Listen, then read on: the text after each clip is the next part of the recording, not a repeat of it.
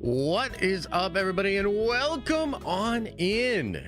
Another dose of your daily nerdy content here at the Den of Nerds. And, oh man, we got a good one for you today, man. Yeah, man. We got to talk about Superman. The trailer has leaked. Sort of. Now, we're not going to get into full leaking details. We're not going to do a whole spoiler thing, but I will talk about a couple of aspects from the trailer just to kind of prime people for it, get ready for Thursday. Look, it's just a description at the end of the day. I don't know that we've seen any descriptions actually out there in the press, which is kind of interesting, right? Yesterday, Gunn, of course, had the press event where he invited a bunch of people out. They watched the trailer, got some details about, the DC plan overall. That has made its way out there in the wild. I've gotten to look at it. A few other people have gotten to look at it. So we will get into that just a little bit. There's some crazy stuff going on with this Nova show. Man, I kind of went from going like, I don't know about this Nova show. I'm not really that excited, whatever, to actually being quite excited. And there's some cool stuff going on here. And within the note here about the Nova show, kind of an interesting thing, something that James Gunn is doing, I think might actually push Marvel to make a little bit better shows. And so I want to get into that, talk about that. There was an article out there in EW about how Marvel Studios fixed the Daredevil show. Pretty freaking wild. So I want to get into that.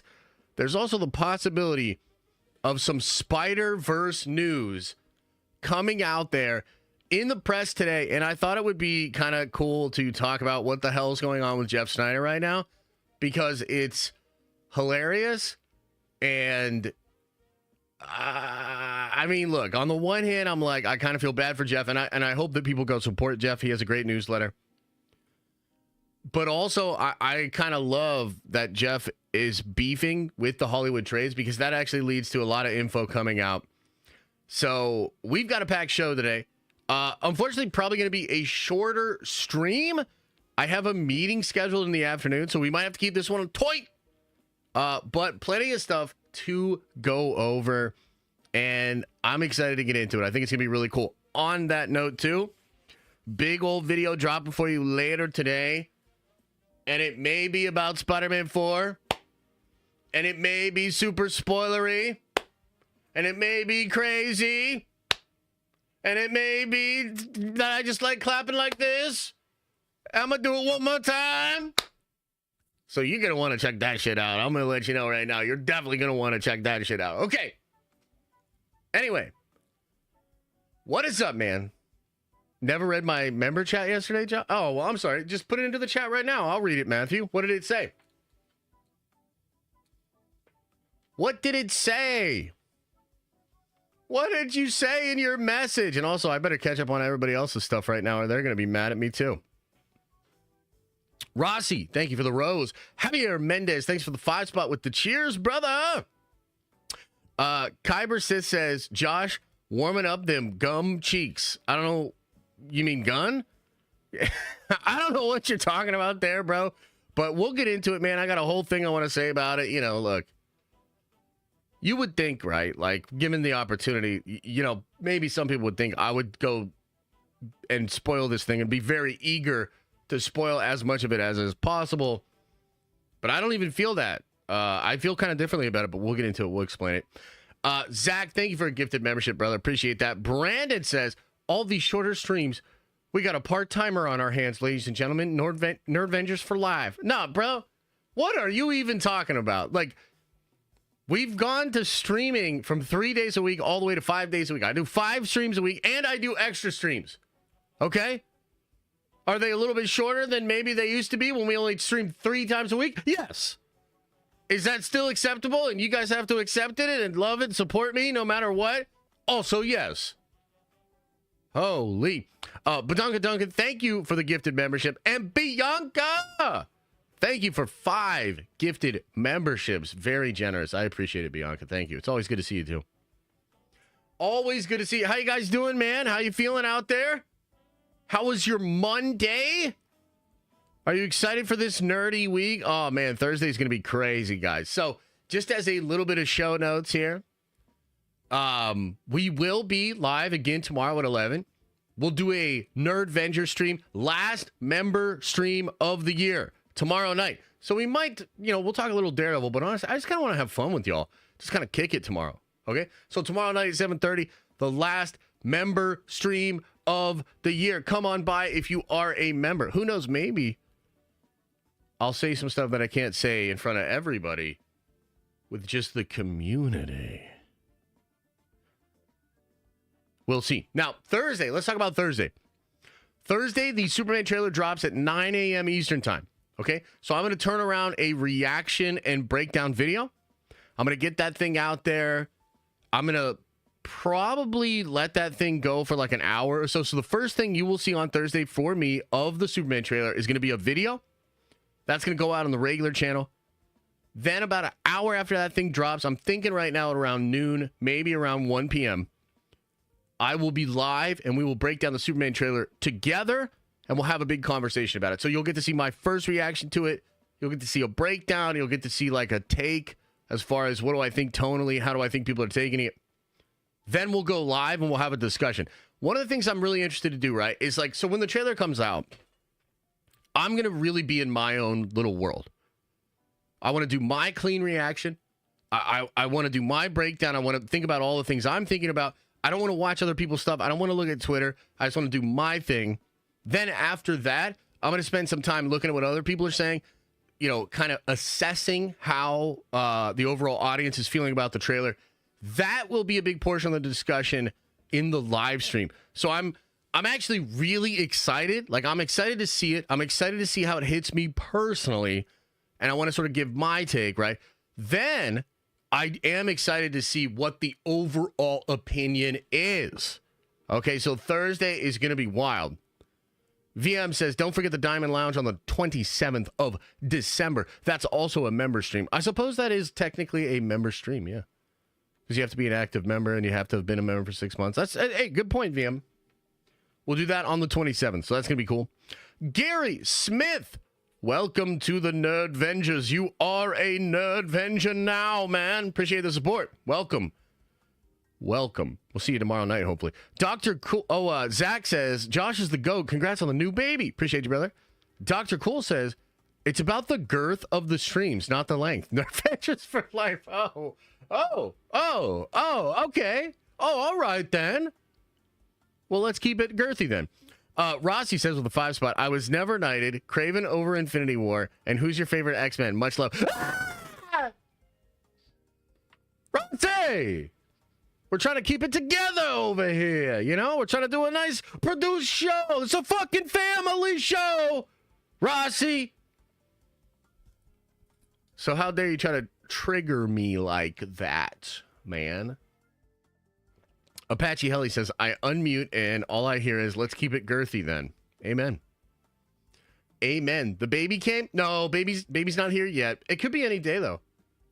Could be any day. Hopefully it doesn't happen on the Hopefully it doesn't happen on Thursday, man. Can you imagine? This little baby tries to screw up the Superman trailer breakdown for me. Whew. Whew. She already did good, though, and she didn't come during my birthday and the Marvel Rival stream. Although, to be fair, if she had, maybe my mental health would have been better, because that stream literally almost killed me. So she's doing all right. We'll see where it goes from there. It's a family show. Girth Vengers. Okay, we're doing that. All right. Watch Those Wrist Rockets says, how was the Superman premiere? Did you beat James? No, because I was hiding in a trench coat. I was hiding in a trench coat when we watched it. Yeah. Yes. Josh, you can't say I'm going to be fair about the Superman trailer before you watch it. We need your authentic reaction. Oh, you will get my authentic reaction. I promise you. So the thing is, I'll flip it. I'm going to have the recording ready to go, right? The first time I watch it, I will record that. So within the video, you will get my first ever reaction to the trailer. Okay? So I promise you, it'll be authentic. And then the stream's going to be authentic as well, man. Thursday's going to be a good day. I mean, look, I'm hoping it's a positive day for DC. I know we joke a lot about, James Gunn, and obviously I have my beef and things with him. But it would actually be great for DC to kind of get to like a really popular place. I would love to cover DC in a more serious way. The ability to do videos about DC rumors and news and things like that, that would be great, but there has to be interest, right? There has to be interest there. And as of right now, there's just not. Like, I know we can talk about Penguin if we want, but I'm just telling you, man, not enough interest for me to feel comfortable making content about it. Same with Creature Commandos. But Superman has a real chance. You know what I mean? Superman has a real chance to pop. And I hope it does. I hope Thursday, frankly, I'd be okay with eating a little bit of crow, having a little egg on my face, admitting that I was wrong about, Gunn and the sensibilities and everything, and just generally being super excited about the trailer and about the film. That would be cool. That would be cool. We'll see if it happens. As far as the actual leak, we're going to get into the leak trailer stuff later on in the stream, right? I'm not going to go into full-ass spoilers. I'm going to talk about a couple of different things. We'll get there. But I will just say for like right here and now, from what I have been told and what I read, I could see myself really enjoying this thing. I could also see myself not loving it and thinking it's a bit too crowded and thinking it's a bit too much, et cetera, et cetera. But that's the thing, right? Like, a description of something is so different than the actual thing itself. So even with leaks to like movies and stuff like that, I've talked about this before, but reading the description of a scene or something that's going to happen in a movie is not, it does not compare to actually experiencing it. The context, how the film is paced, the music, the like energy that the actors are giving off, right?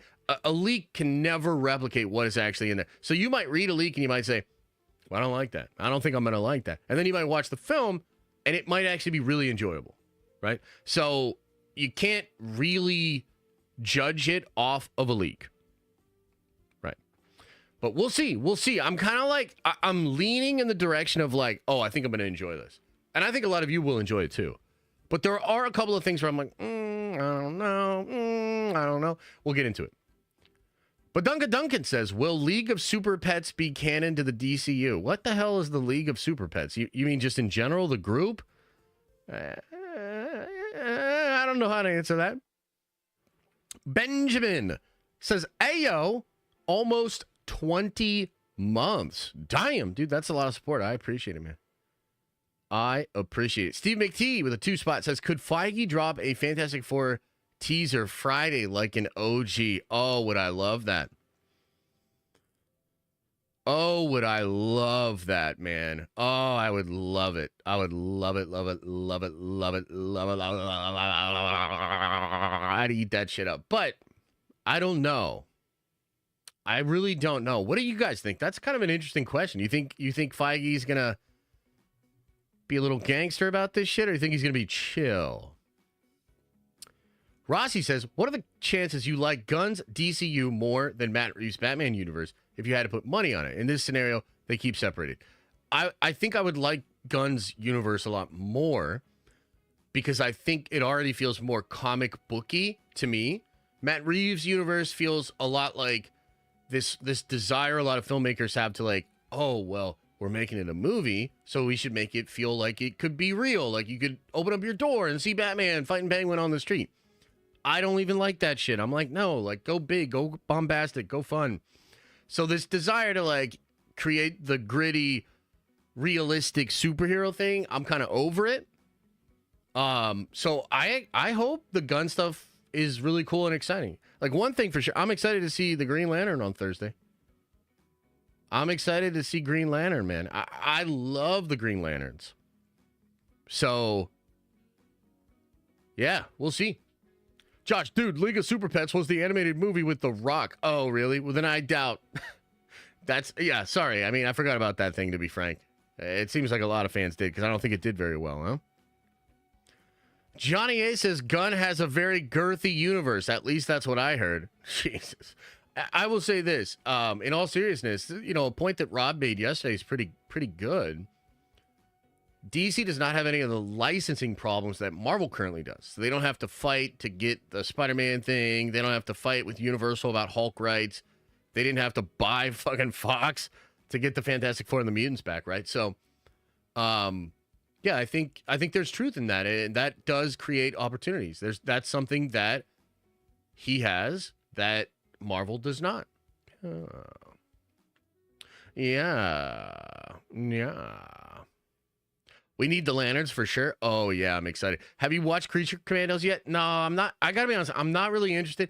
If I were to see the thing like starting to chart or like was getting really, really popular, maybe I'd be a little bit more interested. I know that seems weird and selfish, but part of it for me is like, is it really worth investing my time? Because if nobody cares, if nobody's watching it and nobody's talking about it, what am I going to do? Shout into the void? Waste all that time and shout into the void? I don't know. What could DC do to pique more interest in their brand? I mean, the trailer would help. I think it all lies on Superman, dude. They have to create a lived-in DC universe that feels like an exciting place that people would want to have adventures in. Right? So if they can do that and build it out properly, I think they have the goods. Yeah. Shout into the void? Yeah. I mean, I guess I could. It just doesn't seem like a good use of my time. So think DC could have a shared universe with the Reeves verse, Keaton, Batman, Bale, but they never did. Yeah, they could have a shared universe with a lot of different things. I mean, they've been screwing it up for like 15 years, you know? If Superman slaps, then DC slaps. Yeah, I mean, I tend to agree. I think that's going to be at least what the normies think, you know? You don't ever just watch and enjoy shows without feeling the need to cover it on the channel? Oh, no, I do, but then I'd have to actually be genuinely interested and try to enjoy it. I mean, I've said this before. I don't really even like Gunn's style. He obviously has his fans, and he's obviously talented, but, like, I legitimately do not enjoy his style. So, right, like, if it was somebody else, like, you know, frankly, Zack Snyder or something, I would be more apt to give it a shot, even if it was just for my enjoyment, right? But, yeah, I mean, when it comes to Creature Commandos, like, it's really take it or leave it for me. Like, Brandon, thanks for the 10 spot, brother. Says, would you not want to watch Creature Commandos just to keep up with the new universe? It's actually a really solid show so far. This week's episode supposed to go hard, too. No, zero desire. I mean, I think anything that is in there that is worth canonically... Like, here's what it really is, okay? If they really made aspects of Creature Commandos central to understanding the DCU, then they have fucked up. Not me. They have fucked up. That is terrible. If that's really what he did, stupid. I don't think that's what he did, though. I think it's a good show that has some flavor and maybe some Easter eggs and some fun stuff that's potentially set up. But I damn sure hope that the Creature Commandos animated show is not central to understanding the canon of the DCU. That would be such a terrible idea. Like, come on, man. Serious? We're serious? We're serious? No way. No way that's what he did. Yeah. Todd Howard, 16 times the Gunn family members. I don't know what that means. Why does Rob think Gunn is going to do better than MCU? I love his comic recaps, but his live takes and speculation are weird. DC's outlook is not optimistic. Best recent DC shit with Snyder. Well, I mean, Rob has opinions, you know, and I think that for Rob, like, I think Rob is just kind of down on Marvel right now because Marvel has made a lot of mistakes and the brand is just not where it once was. So that's all. You know what I mean? And I thought our conversation yesterday was just like an interesting dialogue because, like, he brings in his perspective. He has his feelings. You know, I mean, like, even Rob would admit that I follow this stuff more closely than he does, at least from the MCU perspective. Rob follows comics way more closely than I do. So I just kind of have, like, a different perspective because I'm really in the weeds with that stuff. And I'm like, yeah, but I understand this. I know what the mistakes were, and I know how they're addressing it and changing it, which will be interesting to talk about with the Daredevil thing, which we're going to go over today. because that article does a good job of laying out a lot of stuff that they fixed with Daredevil Born Again. I mean, can you imagine if we would have seen a Daredevil that felt like a corny ass, like super MCU, wanted nothing to do with the Netflix show and like went in like a Disney direction? It would have driven us all mad. Marvel at least had the good sense to know that was a mistake, to backtrack on a philosophy that they had, and to essentially make the 4th season of the Netflix show. Right? That's great. But, yeah, I mean, you know, you don't have to always agree with everybody's takes about that sort of stuff. Rob has his opinions. I have my opinions. It's all good, baby. It's all good, baby, baby. What else is going on, guys? We're going to get into the news in just a second here, but I always like to just kick it for a little bit with y'all. You know what I mean? We got to get into it soon, though. How long have we been going here? 20 minutes. So, I don't know. We did a couple of minutes of intro. I got to get better at my time management in these streams, because I would just sit here and yap with you guys and address all of these questions. In fact, fuck it. Let's get into the news. Fuck it. We're getting into We're getting into the news. All right, ladies and gentlemen, let's get into it. It's Tuesday, December 17th, and we've got a bunch of news for you today. We got to talk about the Superman trailer. It has leaked. Dun, dun, dun. It has leaked. At least the description of it has leaked. I'm not going to full spoil the trailer, but I do want to address the leak itself. I want to talk about a couple of things within the description for the trailer and kind of set up, you know, our expectations for what's going to happen on Thursday. We've got a lot of crazy reports about Marvel's Nova and Nova Corps show. This is actually crazy. It went from very low on my list of interests to very high on my list of interests, and I want to explain that. We've got an article in EW about how Daredevil got fixed. This is really interesting, and I think gives us some clues and perspective into what is happening with Marvel overall. And then I want to talk about what's going on with Jeff Snyder and the trades and the possibility of Spider-Verse news dropping in Deadline later today. By the way, chat, if that actually happens, please let me know about DOS leaks, or rather, I guess, the reports of Into the Spider-Verse that are out there online. If that actually happens and Deadline drops that, please let me know, and we'll get into it. Okay, so let's start with the Nova news, man. Let's start with the Nova news. And I guess, wow, okay, it glitched out there for a second. The thing that's kind of interesting about the Nova news is I guess we should also talk about what's going on with Jeff Snyder and the Hollywood trades, okay? Because this story directly deals with that. So yesterday, Jeff Snyder said, exclusive, Ed Bornero to showrun Nova for Marvel.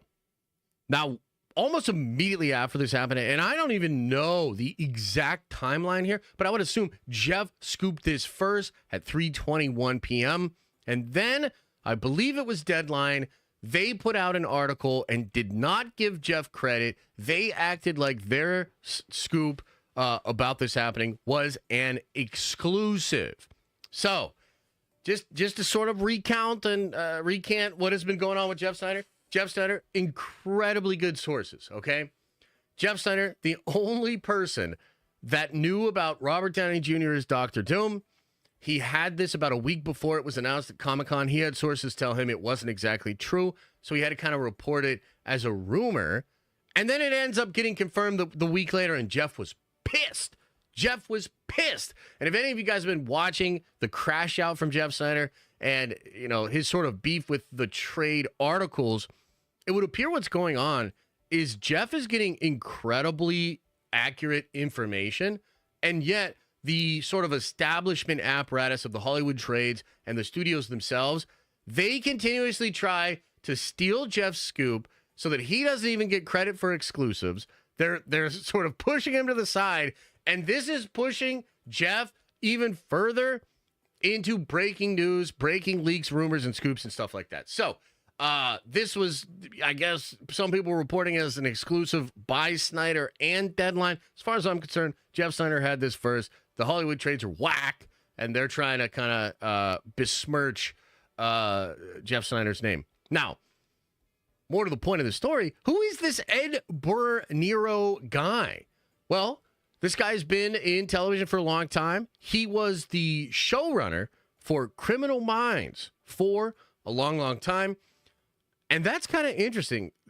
A super established showrunner and producer for network television is coming over to handle the Nova show. Now, in order to explain why this is such a big deal, we kind of have to take a step back and talk about Phase 4 a little bit. Like, I know, right? Like, oh, Phase 4, holy shit. But we got to talk about it.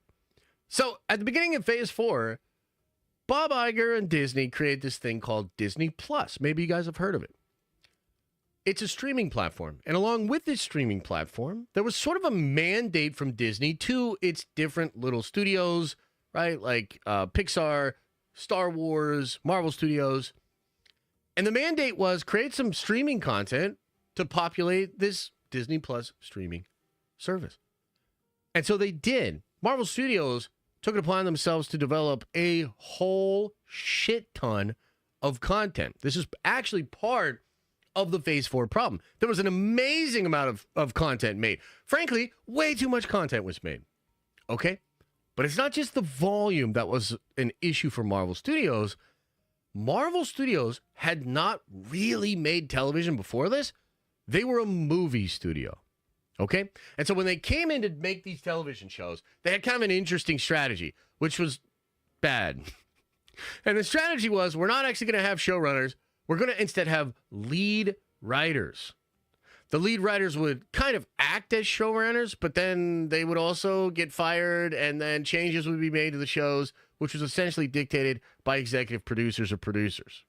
Okay? So, like, that shit didn't work. And we've seen that explored in the press. A lot of commentary around this. This idea did not work. And last year, or maybe it was earlier this year, Brad Winderbaum, Kevin Feige, they have come forward to say that not only do they now have somebody that runs the entire television department, which I believe is Winderbaum, but they're getting showrunners.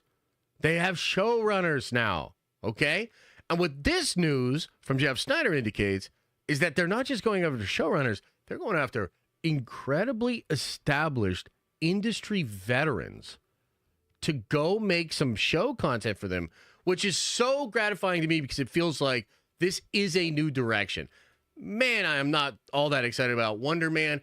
Man, I'm not all that excited about Ironheart, mostly because these were shows that were shot without showrunners. They didn't make this change until after those shows went into production and were shot. Okay? So just from there, I'm excited. This guy's a vet. Nova's really cool. Okay? Now, a couple other things that were going on. We had this, and this is kind of interesting. So, Richard Rider will be the main character in Disney Plus's Nova series. Okay? Now, further context, we're looking at a post here from Alex Perez.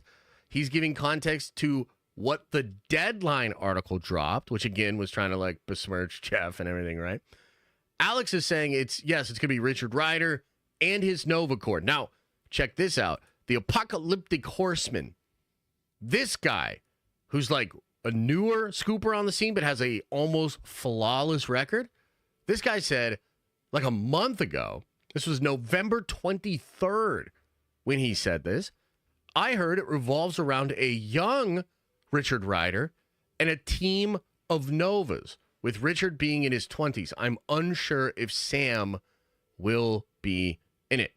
That is pretty crazy. Okay, so we're getting some more details here. So yesterday on stream, I was talking to Rob about this bit. He thought maybe it would be Sam Alexander. That is not the case. It is going to be Richard Rider, the old Dick Rider, man, which Richard Rider's an awesome character.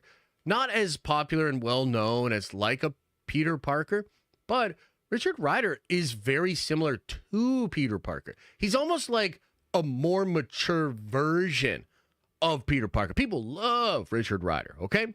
So, we have this show, an actual industry vet showrunner.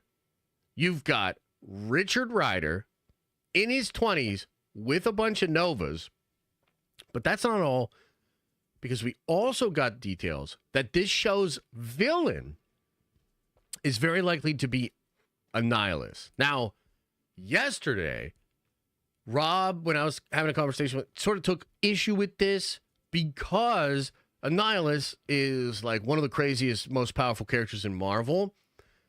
He's like a universal threat. And so it feels bad, potentially, to have him as just the villain of the Disney Plus show. But I actually think, and there have been some people out there kind of hinting at this as well, I think Annihilus will actually be a much bigger villain than just the villain of the Nova show. And I think the Nova show could be an interesting way to introduce Annihilus and set him up for bigger and better things, whether that would be him being the villain of a potential movie or even potentially the villain of the entire saga, which would be kind of weird because it's like a mutant saga and everything like that. But I think Annihilus is dope. And there are some people hinting that this will be more than Annihilus just being the villain and the big bad of that show. So you put all of that together, man, and I'm legitimately getting excited for what this Nova show could be.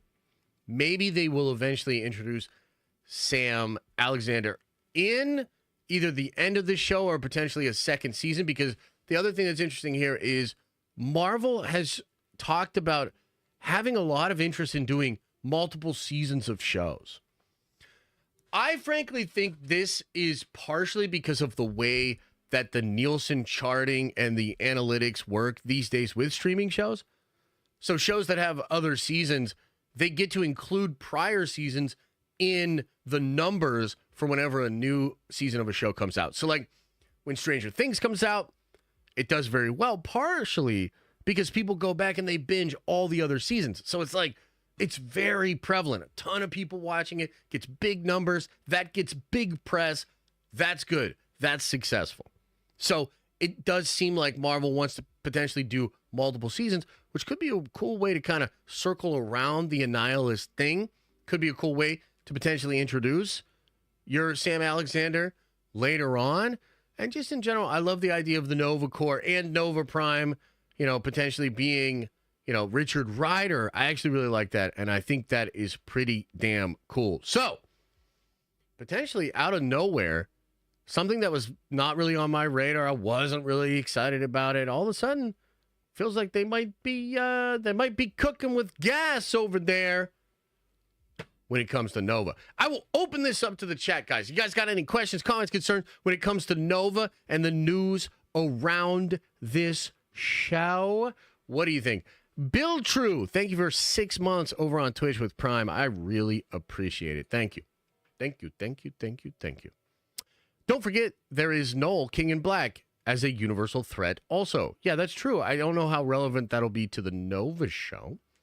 But yeah, that's true. Remember when the Nova Corps was wiped out? What do you mean? In the MCU or in the comics? I mean, technically, we don't see this, but Thanos gets that Power Stone and wipes that planet out. I don't know that all of the Nova Corps was eliminated. But yeah, I mean, obviously a good bit of them were. And I wonder if that scene will be, something to do with the Nova show. I think that's big speculation out there, right?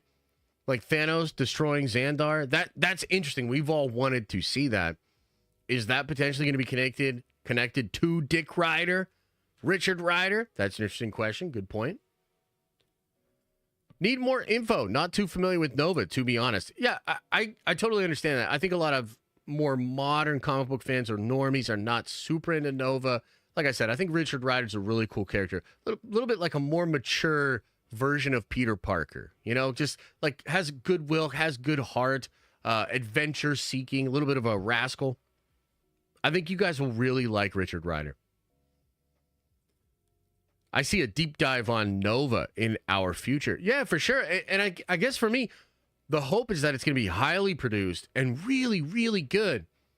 Like, I think right now, when we think of this Nova show, we unfortunately have to think of like Hawkeye Season 1, Miss Marvel, Moon Knight, like all these other Phase 4 shows, which frankly, I'm not that interested in, right? If we were just doing a run-of-the-mill, paint-by-numbers version of the Phase 4 Disney Plus shows and it was Nova, I'm not interested. If it has wider scope, an actual showrunner, multiple seasons, really crazy big bad, really interesting cast, pretty big budget, now you're cooking. Now you have me interested. Another element of this, and oh my God, I can't believe I didn't bring this up earlier, but this is so cool. You know what else this is? Do you know what else this could be, guys? This could be Kevin Feige doing that white Suge Knight thing again, because what is DC doing? The Lantern Show. The Lantern Show is supposed to be HBO level production, and the Green Lantern Corps and the Nova Corps, they're very similar. They are space cops. That's what they are.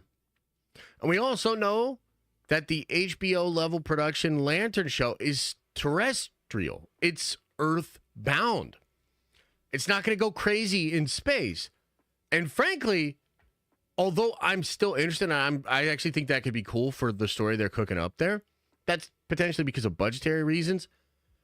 And I think a lot of Green Lantern fans might be a little upset because they're going to want the crazy space cop galactic cosmic adventure. Well, all of a sudden, Kevin Feige seems to be offering up a version of that for the Marvel Cinematic Universe, right? That is pretty cool. Is this guy up to his old ways? That's kind of an interesting angle.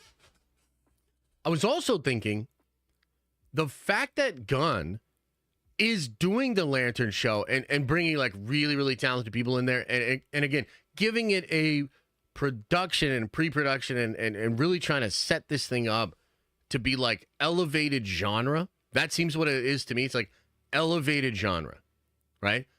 That potentially builds competition. That potentially forces Marvel's hand to take their shows more seriously, to try to elevate the genre that they are doing. And ultimately, I've always said, like, dude, DC needs to get, like, their shit together, partially because Marvel needs competition. Competition is great. I mean, look at what's currently happening with the MCU right now.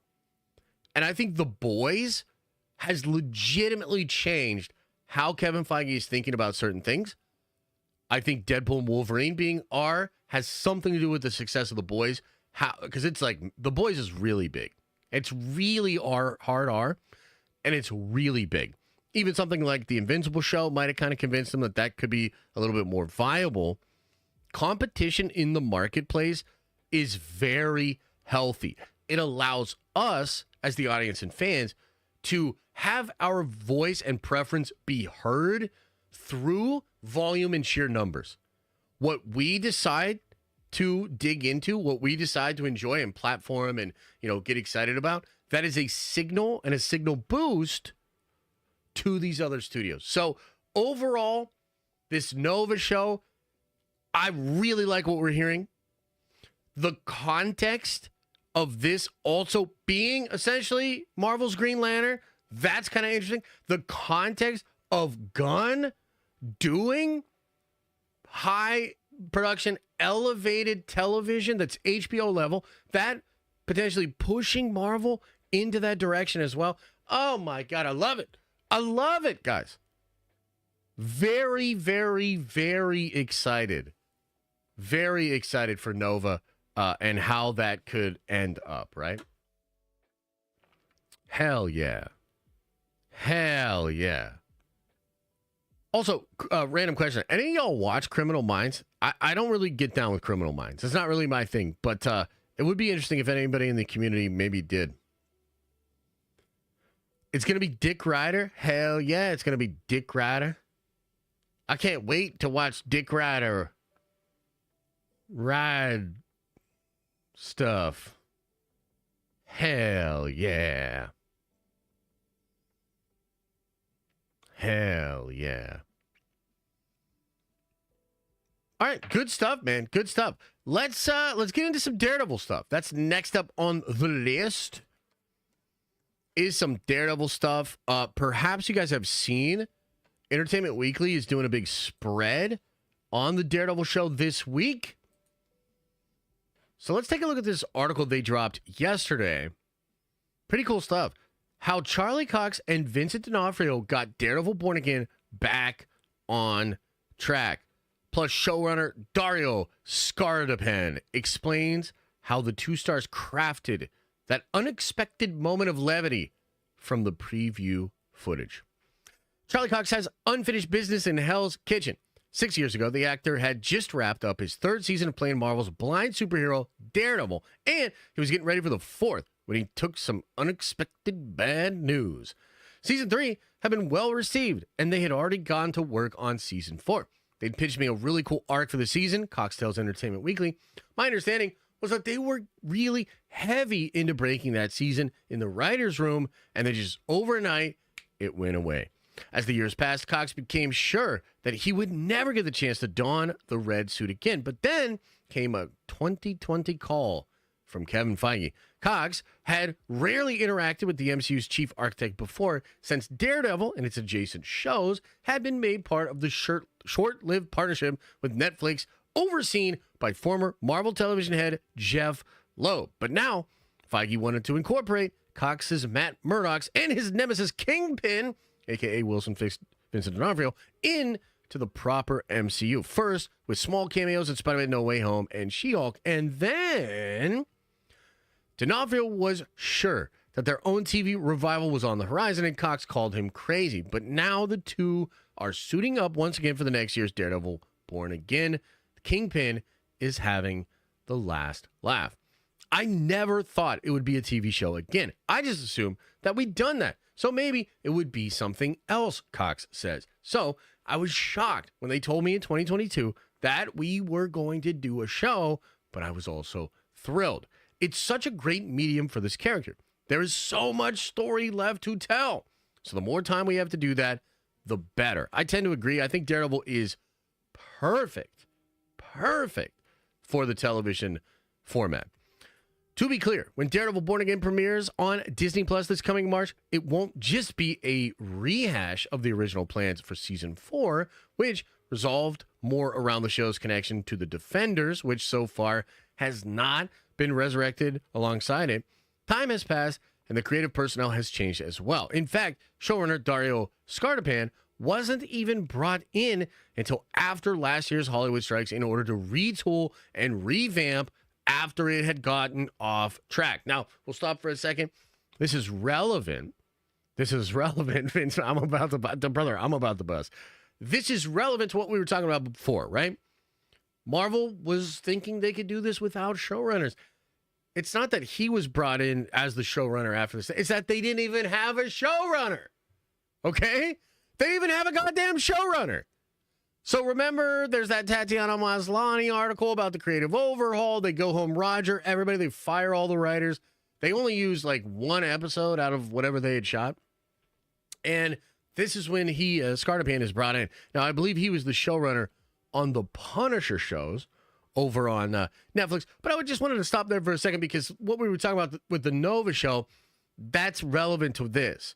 For him being brought on for the revamp specifically. That's relevant. It had been conceived as more of a legal procedural, and we really brought it back towards an action-based New York crime story, Scardapane tells EW. The real trick was to have the DNA of the old Netflix show, but then to push it forward into something new. So that's crazy. A legal procedural, so more like Law and Order. I mean, I don't know. Let's read on. I have thoughts, though. After that, Cox and D'Onofrio had waited years to return to these roles together. They knew what their fans wanted, and they fought to make sure Daredevil wouldn't be sanitized just because it would now stream on Disney Plus rather than Netflix. The thing that we kept talking about was this show has had the success that it's had and has appealed to very specific demographics because it's one of the few superhero shows that is so dark and sinister at times, Cox says. Vincent and I both felt like if you lose that, you are at risk of losing the identity of our show. So we really pushed hard for the show to remain geared towards the older audience and not dumbed down to kind of capture a wider net of people. I think in some ways it's even darker than a lot of stuff we have done in the past. That's really interesting. I think he's probably speaking to some of the concepts and the ideas of the Muse character. I don't want to go into full spoiler details here. We've talked about this before. Interestingly, during one of our deep dive streams with the members, we watched a panel where Charles Soule, who was the guy that wrote the Devil's Reign run and all this stuff with like Fisk being the mayor and everything like that, created the Muse character.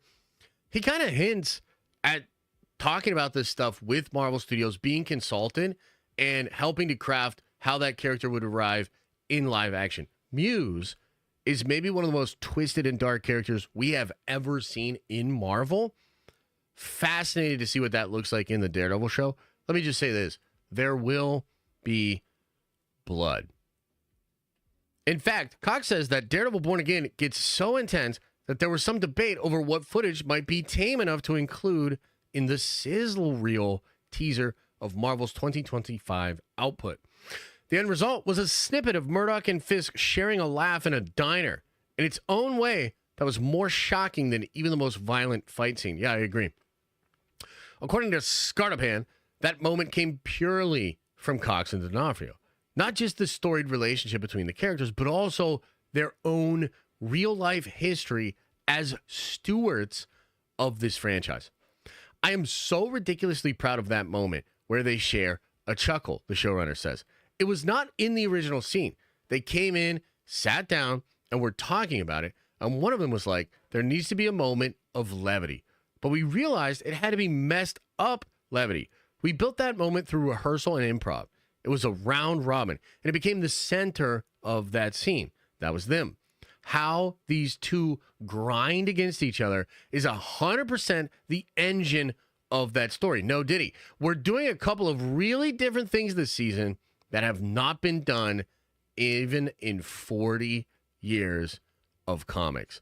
In addition to those two stars, Daredevil Born Again will also see John Bernthal, Deborah Ann Wool, Eldon Henson reprise the roles from the original series as Frank Castle, Karen Page, and Foggy Nelson. We'll find out more about what they have in store for Daredevil Born Again and premieres Tuesday, March 4th on Disney+. So, you know what's kind of interesting about this is it feels like a little bit of spin, right? A little bit of spin, which, like, you know, I'm not trying to say it's all wrong, but it feels like a little bit of spin because considering the Tatiana Maslany article, considering some of the stuff we heard about the show, how it was going, this is different. I mean, they don't really address the elephant in the room.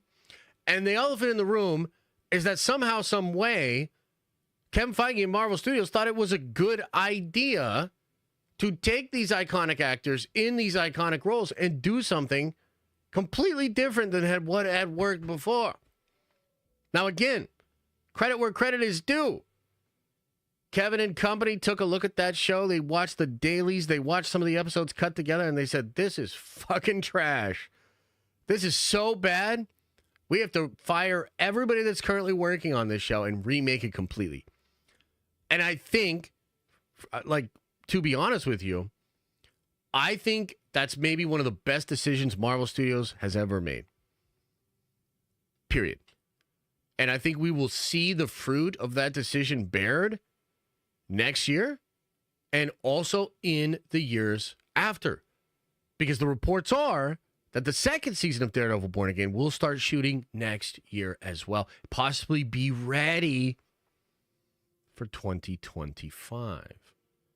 So that's like incredible news. It's kind of an incredible story just about the show itself really happening at a literally and figuratively pivotal time for the studio.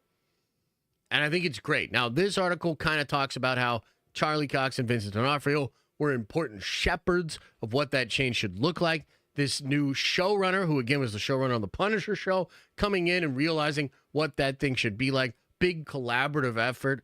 Kumbaya. We obviously have a little bit more context as we follow it quite closely. But regardless of all of that, man, I think they're cooking something incredible with Daredevil. They can't exactly hide that they recreated the show. According to this article, it was going to be a legal procedural show. Very different than what we had seen in the Netflix show. Now, the DNA of the old Netflix show, that grittiness, that darkness, that has been carried over into the new version of the show. So there you have it. I'm excited. Wanted to talk about this article. Wanted to give you a little bit more context. This is, of course, Marvel's sort of effort to get that story out there in a way that's controlled for them, in a way that will get the fans excited. But I think even if you're being kind of a dick, even if you're looking at this through a very negative lensing and you really want to harp on Marvel for having the really bad idea of making this show a very different originally, I think even if you want to be bad faith, you'd have to still give credit because they did change it. And now it does seem like this is going to be crazy. Highly anticipated show. So I will open this up to any questions, comments, concerns within the live chat here on YouTube and Twitch. Let me know, guys. What do you make of this article and this entire situation when it comes to Daredevil Born Again? What do you think?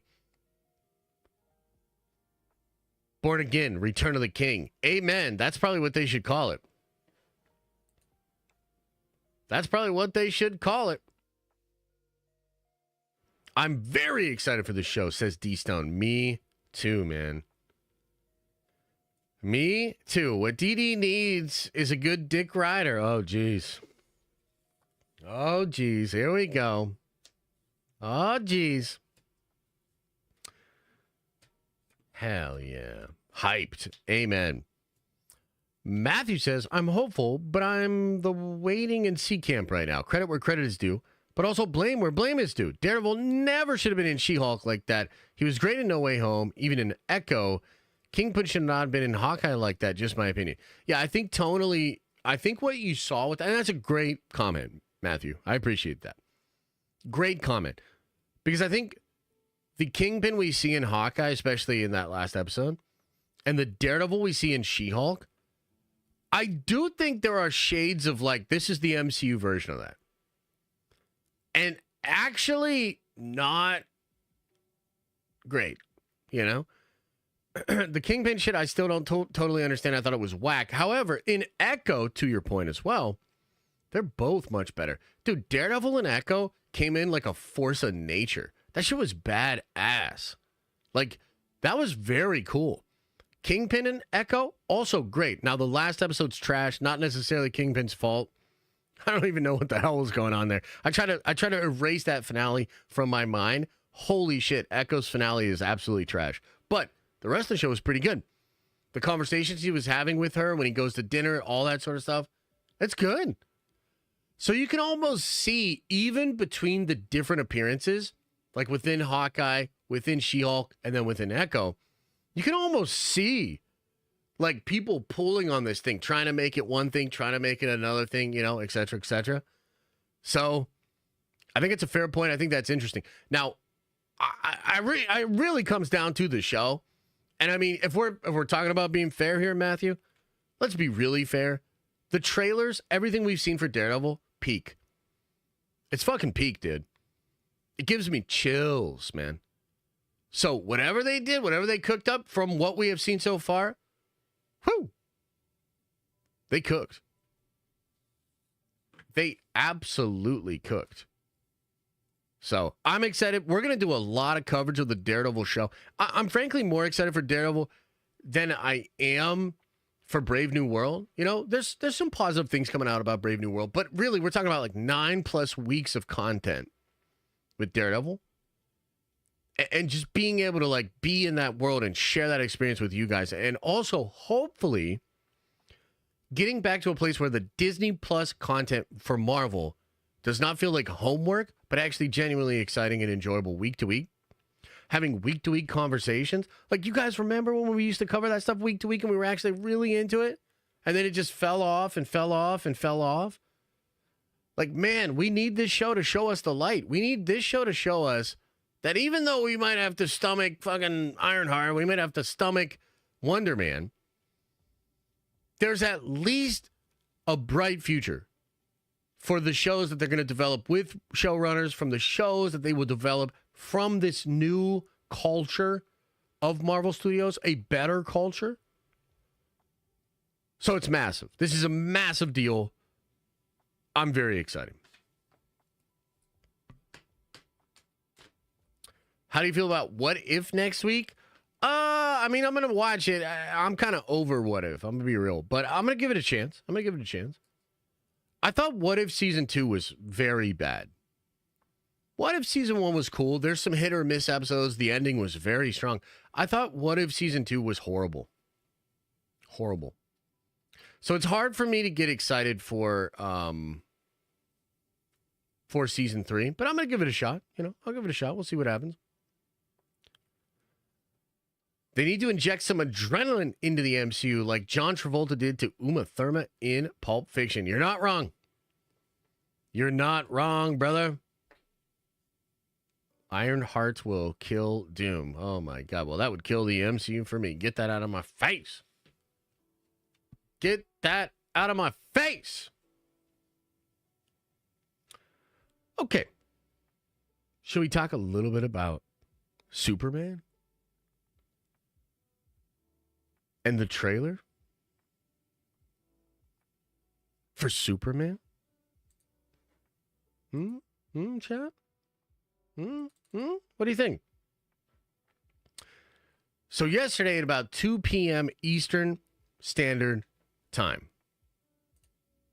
James Gunn, as was first reported by Grace Randolph and then later corroborated by other scoopers, James Gunn had a bunch of press, and let's just call it what it is, a bunch of very friendly press. Watch the trailer and have a little bit of a discussion with him and Safran with regards to Superman. So people saw the trailer yesterday. To my knowledge, I actually haven't seen a lot of coverage about the trailer, which is interesting, right? Like not a bunch of, Forbes said article on the trailer 15 minutes ago. Okay, interesting. We could go over this. In fact, this is great. Let's look over this, Shout out to Trev. Take a peek skis at this article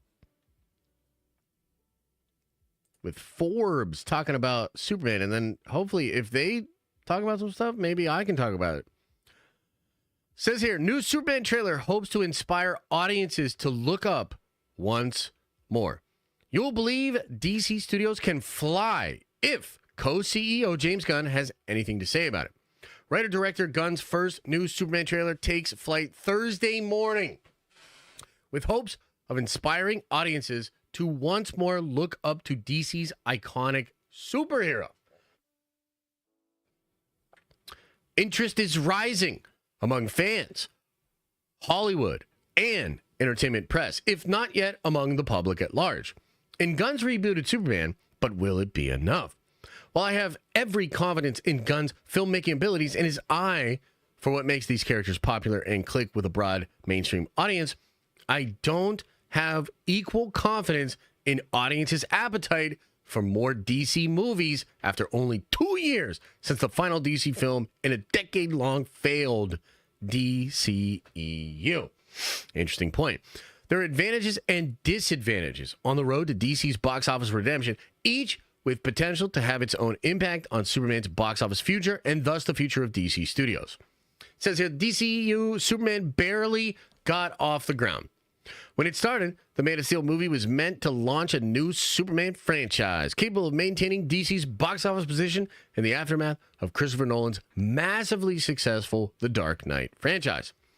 Having lifted Batman to $1 billion box office, Nolan and fellow Dark Knight franchise alum David Goyer set their sights on making Man of Steel, a similarly grounded in Fox reality approach to DC superheroes, with hopes of delivering equally blockbuster results. Crucially, however, Nolan envisioned this as a standalone series that wouldn't really share a world with a cast of other superheroes.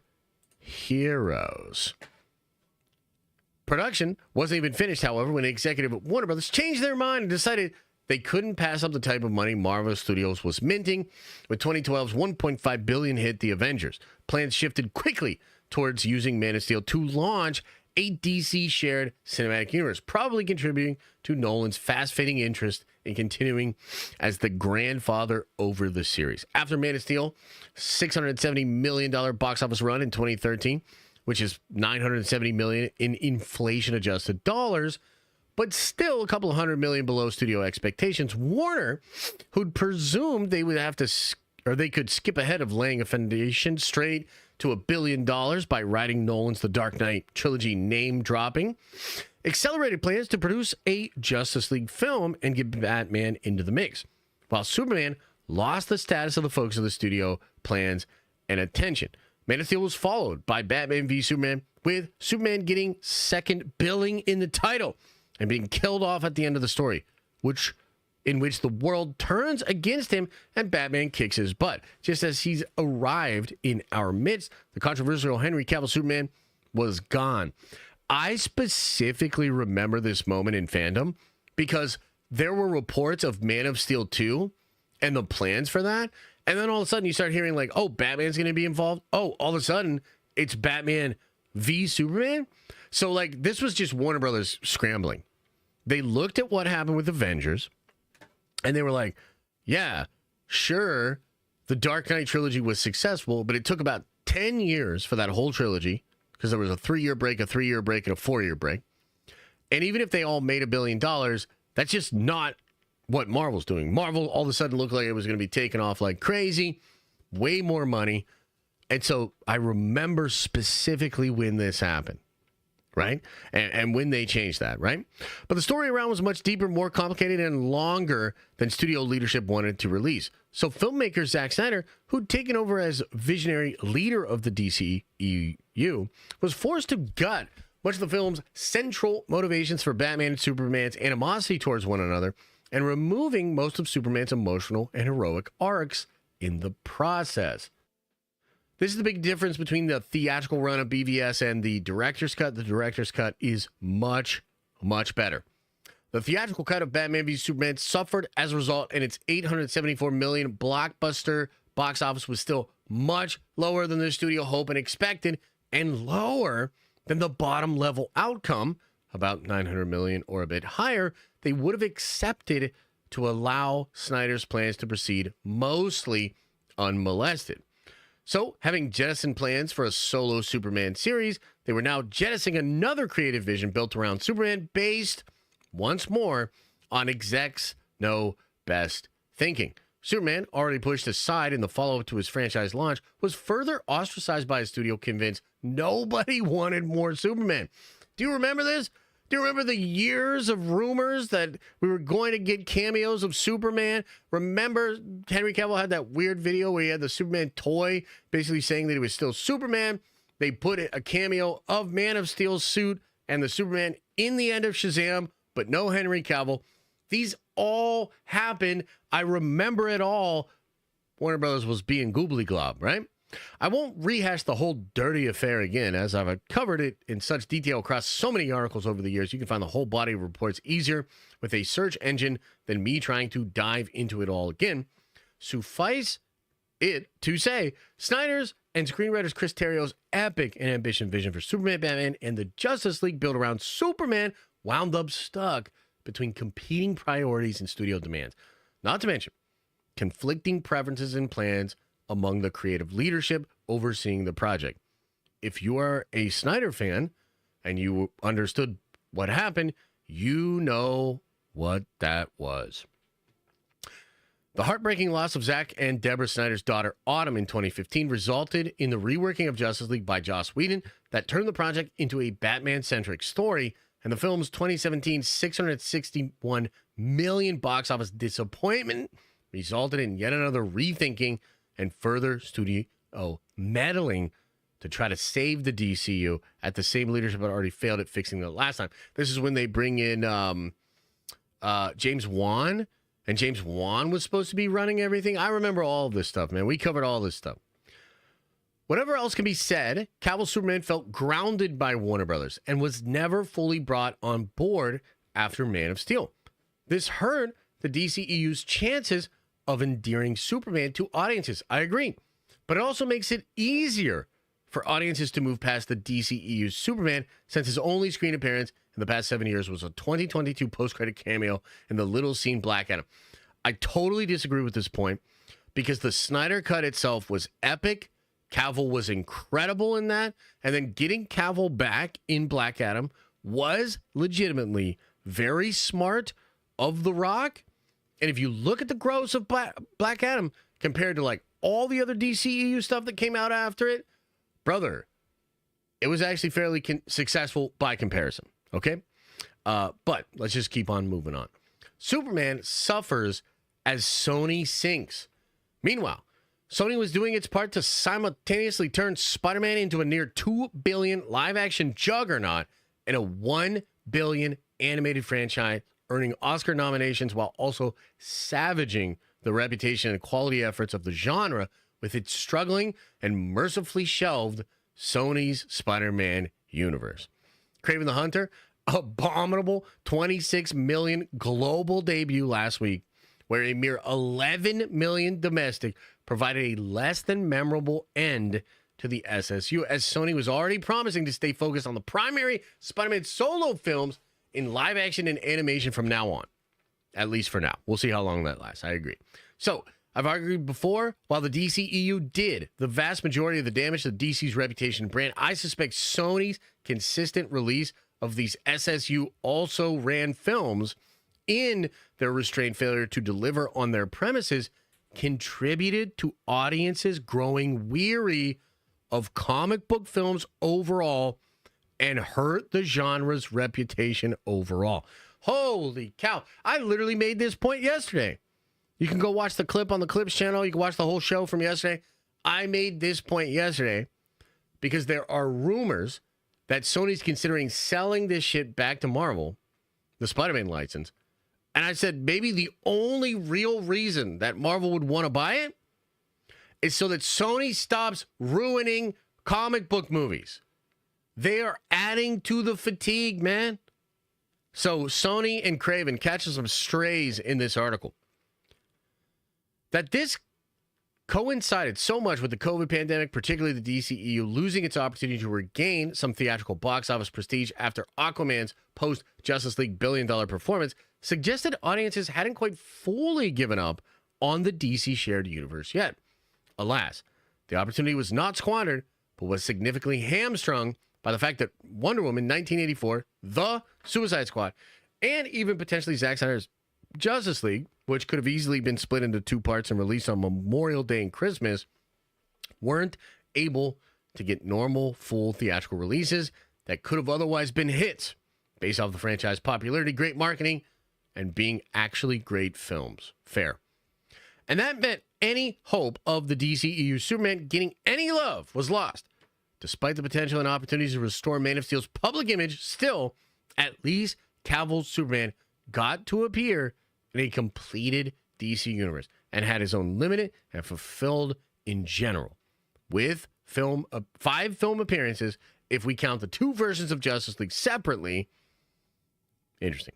The fact is, Marvel and its parent studio Disney are the only studios so far that seem to have learned the COVID-era lessons significantly and understand how to apply them, earning box office again with only relatively minor stumbles that never caused them to fall as badly as long as others. Another point that I have continuously made, Marvel did stumble, obviously, but they did not fall as far, and they have adjusted better than any other studio out there. Marvel actually still puts up moderate blockbuster numbers in 2020 and 2021, while most franchises and studios were non-starting or doing awful numbers. And by 2022, Marvel was back to general blockbuster levels again, then had its worst COVID-era year, post-COVID-era year in 2023 with the underperformance of Ant-Man and the Quantum Wasp, huge success of Guardians of the Galaxy Volume 3, and then the Marvels became the biggest flop of the MCU. It's actually the biggest flop in the history of Hollywood. But we must recognize the reality of the context of the 2023, or rather 2021 to 2023 period, where the box office was littered with franchises and tentpoles and expensive would-be blockbusters crashing and burning in a theatrical industry free fall, except Marvel, which weathered the storm best and really only had a few bumps in the road compared to most everyone else's 3-year crisis, which is going on 4-year crisis, to be clear. Audiences didn't get sick of superhero movies. They got sick of the non-MCU superhero movies. So DC's woes can't be left on the doorstep of superhero fatigue. The public at large was no longer interested in showing up for DC superhero films, even when Batman is in them and even if it's a Joker sequel. 2022's The Batman was the last time audiences trusted DC enough to show up. Superman's new boss, same as the old boss, the failure in the end of the DCEU represented studios' leadership's lack of understanding in their own character and brands, as well as a lack of understanding of or serious consideration of what the audiences wanted or why they wanted it. Once Warner stopped really understanding what did or didn't make their films popular or why, it was impossible for them to fix it. So they couldn't properly support projects that needed and deserved help and attention most, nor cut loose projects and execs who were a part of the problem in the first place. Now, while Warner Brothers Discovery has new leadership post-merger, who've made plenty of controversial and questionable decisions, which I've been openly critical of here and elsewhere, one choice I agreed with and feel was an important step towards really fixing the studio's DC problems was putting James Gunn and Peter Safran in charge of making DC Studios an independent studio. But they will face widespread audience distrust of the DC brand on film. If Warner needed proof, The Flash's implications for the Batman brand weren't an exception proving the rule.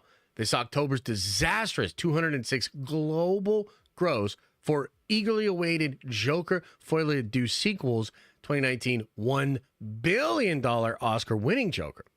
Whatever excuse the other qualifiers we can offer, the bottom line is once again a big budget, big brand DC movie rejected by audiences, even on opening weekend. When nobody showed up for Joker sequel at this level, the studio had an emergency on their hands. Thank goodness the Penguin kept popularity of Matt Reeves' standalone The Batman universe on track and helped boost enthusiasm for The Batman Part 2 in 2026. But that's 2 years away. And it says something that there's probably currently more public awareness and expressed interest in the Reeves sequel than next summer's Superman tentpole. I agree with that. And I think it's pretty wild. There's also the question of whether Warner Brothers Discovery will honor the promise to let DC Studios proceed without interference, a promise already undermined by the fact casting for Superman had to be approved through a committee of executives, including Warner President and CEO David Zaslav.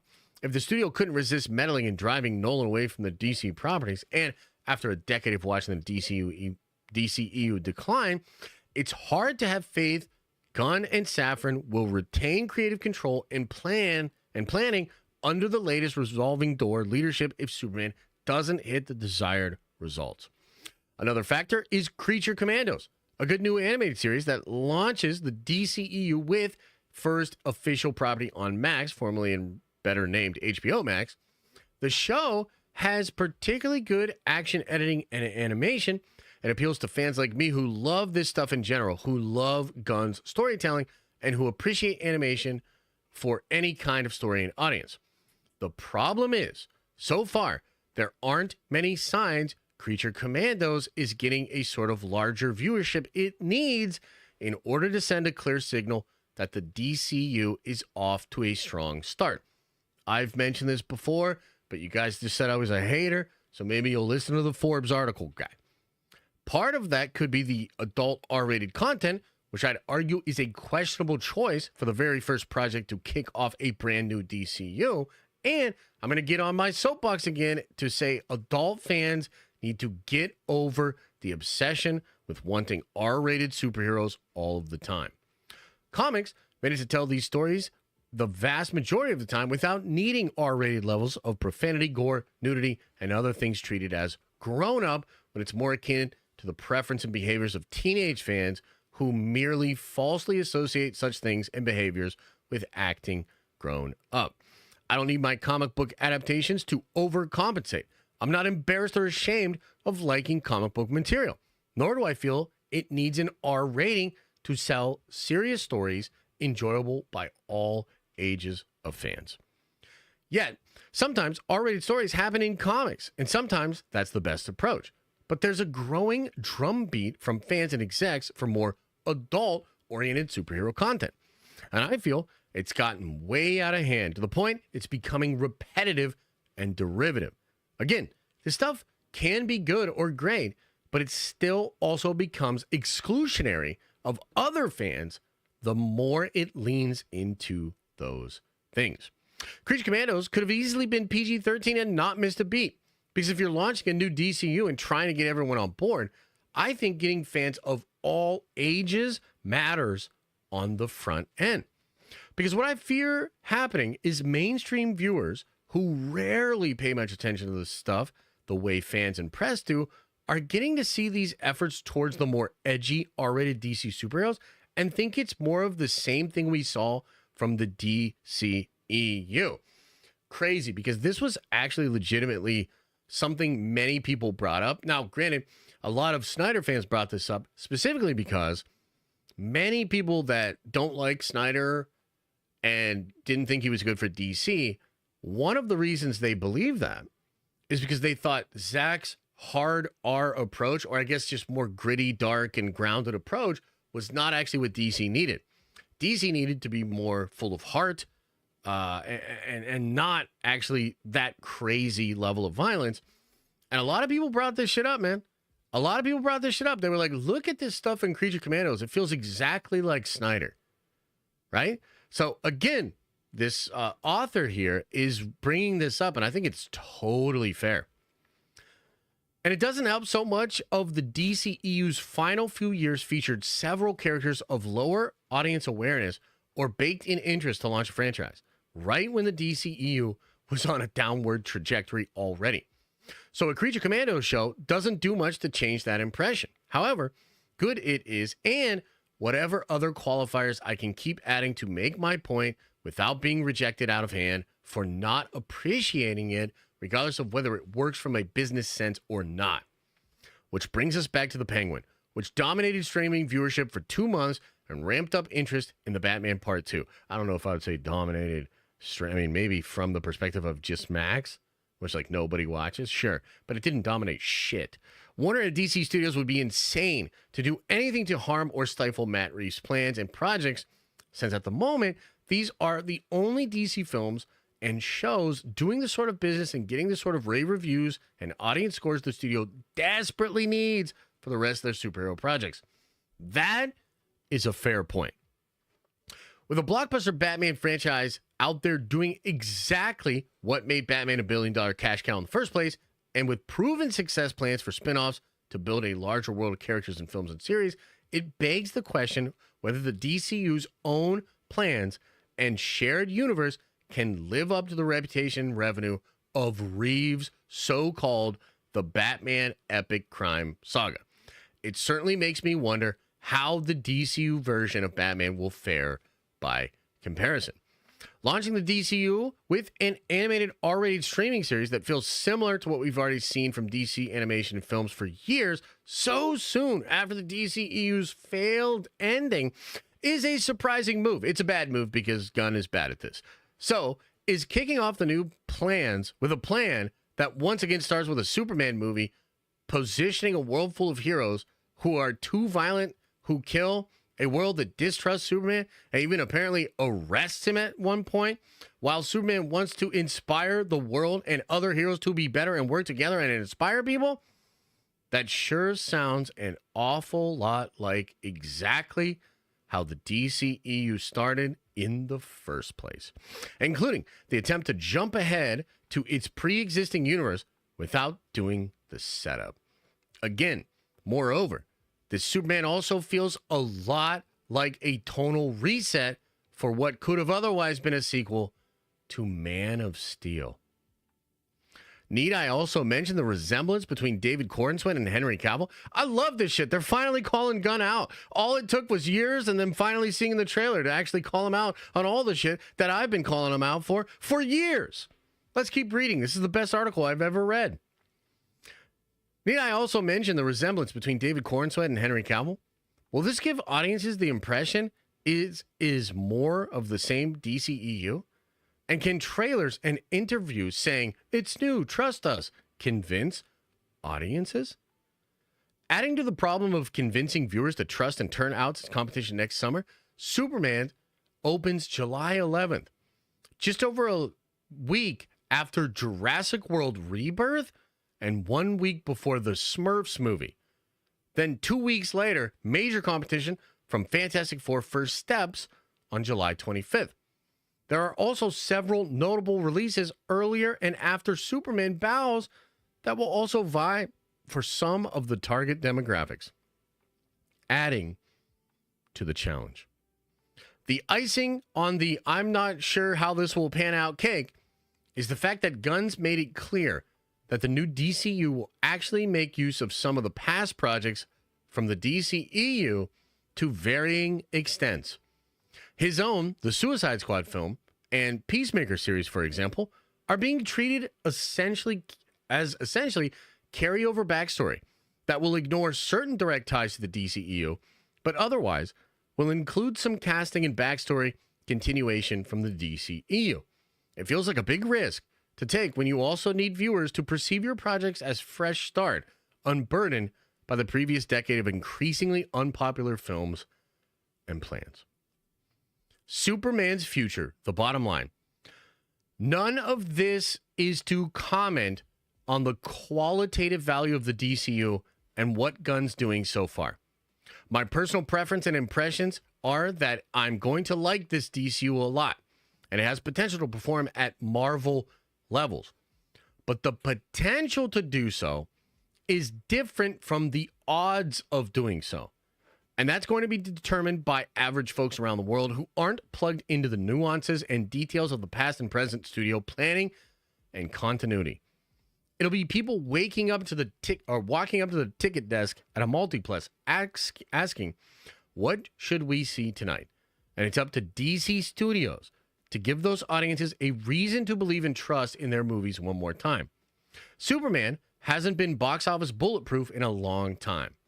We'll soon find out whether Gunn and the new DCU can provide the sunshine necessary to revive him to his glory once more. Now, yes, Adam. What is this? Is this the Spider-Verse thing? Holy shit. Okay, hang on. A lot's happening here. Let's quickly just talk about that article. Then we'll talk about this article with the Spider-Man Beyond, because this is crazy. Then I want to talk about the leaked Superman trailer, because Trev kind of lied to us. That Forbes article was not about the trailer. It was about how Gunn is terrible at his job, and he's going to fuck this up. We already knew that. I want to talk about the trailer. But for a second, let's address that article. It's so refreshing to see journalists actually just spit straight facts. Everything that was in that article are literally points that I have been bringing up over the past year and a half.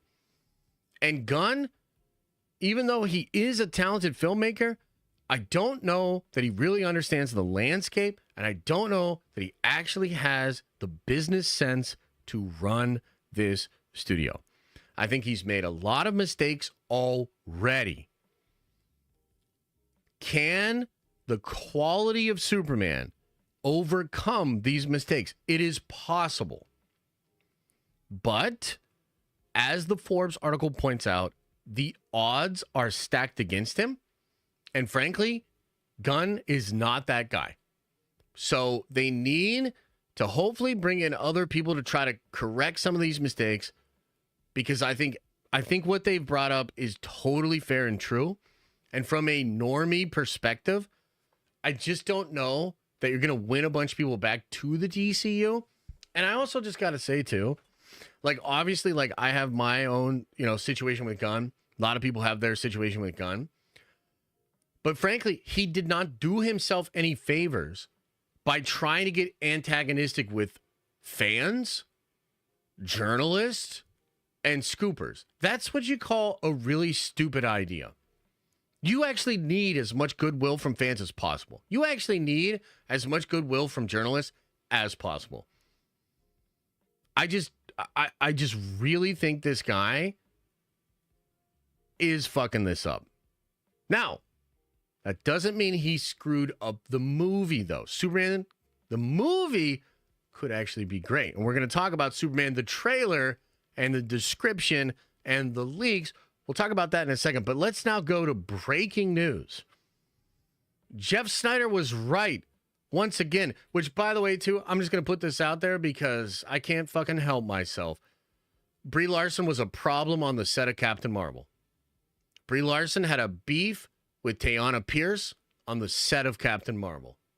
That was reported by Jeff Snyder. And at the time, everybody liked to act like Jeff didn't know a goddamn thing. Well, he's been proven to know a lot of goddamn things for a lot of goddamn time.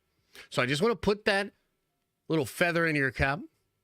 Brie Larson was a problem on the set of Captain Marvel. Okay, let's check this out. Spider-Man Beyond the Spider-Verse taps Bob Pierchetti and Justin K. Thompson to direct. Exclusive that Jeff Snyder also knew about and talked about last night. The final film in Sony's animation's Beyond the Spider-Verse trilogy has found its directors as Bob Pierchetti and Justin K. Thompson are set to direct the highly anticipated conclusion to the studio's Oscar-winning Spider-Verse trilogy, Spider-Man Beyond the Spider-Verse. We have had the immense privilege of being part of Miles' journey from the very beginning, and directing the conclusion to this story is beyond exciting, said Pierchetti and Thompson. The creativity and care poured into every minute of this project has been truly inspiring. We have crafted what we feel is a very satisfying ending, and we can't wait for fans to experience it. We're bringing everything we got. Both Pierchetti and Thompson have been integral members of the franchise's creative team from the onset. Pierchetti previously served as part of the Oscar-winning directorial team on Spider-Man Into the Spider-Verse, which I think had like 4 different directors, kind of interesting. And it was an executive producer on the much-lauded sequel, Spider-Man Across the Spider-Verse. Thompson served as the production designer on Spider-Man Into the Spider-Verse, where he was instrumental in developing the groundbreaking visual style of the franchise. He then went on to join the directorial team on the sequel, alongside Joaquin Dos Santos and Kemp Powers. Returning as producers are Phil Lord and Chris Miller, Amy Pascal, Avi Aaron, what the fuck? And Jenko Gatto joins the team as a producer. Andietti Sud and Christina Steinberg are executive producing. Jessica Berry serves as co-producer. Lord Miller penned the script with David Callum. Bob and Justin's fingerprints are woven into the DNA of these films, and their passion for Miles' journey shines through in every frame of his last adventure, said Lord and Miller. Oh, that's good. They got a comment by them. That's great. There's nothing more rewarding than collaborating with creative partners in bold vision and brilliant execution like Bob and Justin. We are thrilled to work with them once again to create a beautiful and satisfying conclusion to this story. Plot details for the film are being kept under wraps, but we all hope it has to do with Doctor Doom. The first 2 films in Sony Pictures' Spider-Verse trilogy were massive critical and commercial successes for the studio, grossing a combined $1.7 billion at the global box office. Additionally, Spider-Man Into the Spider-Verse won an Academy Award for the Best Animated Feature in 2019, and its widely acclaimed sequel, Spider-Man Across the Spider-Verse, became the highest-grossing animated film for the studio to date. Pierchetti's additional credits include co-writing the 2016 critically acclaimed animated feature The Little Prince, serving as head of the story DreamWorks animation Puss in Boots, and serving as story artist on Monsters vs. Aliens and Shrek 2. Pierchetti began his career in the film industry at Walt Disney Animated Studios, working on films like Tarzan, The Emperor's New Groove, and Treasure Planet. Okay, cool. Not necessarily mind-blowing information here. It's good that they have directors. Seemingly, this means they have some form of direction. We've heard they have a creative overhaul. This movie's still not going to be ready for next year. Probably not even going to be ready for 2026. Probably out in 2027. So, I will say that the best part of this article, the best part of this news, is that Lord and Miller are still producing, and Lord and Miller gave a statement here, okay? Because there were actually reports a couple of weeks ago that had me pretty worried.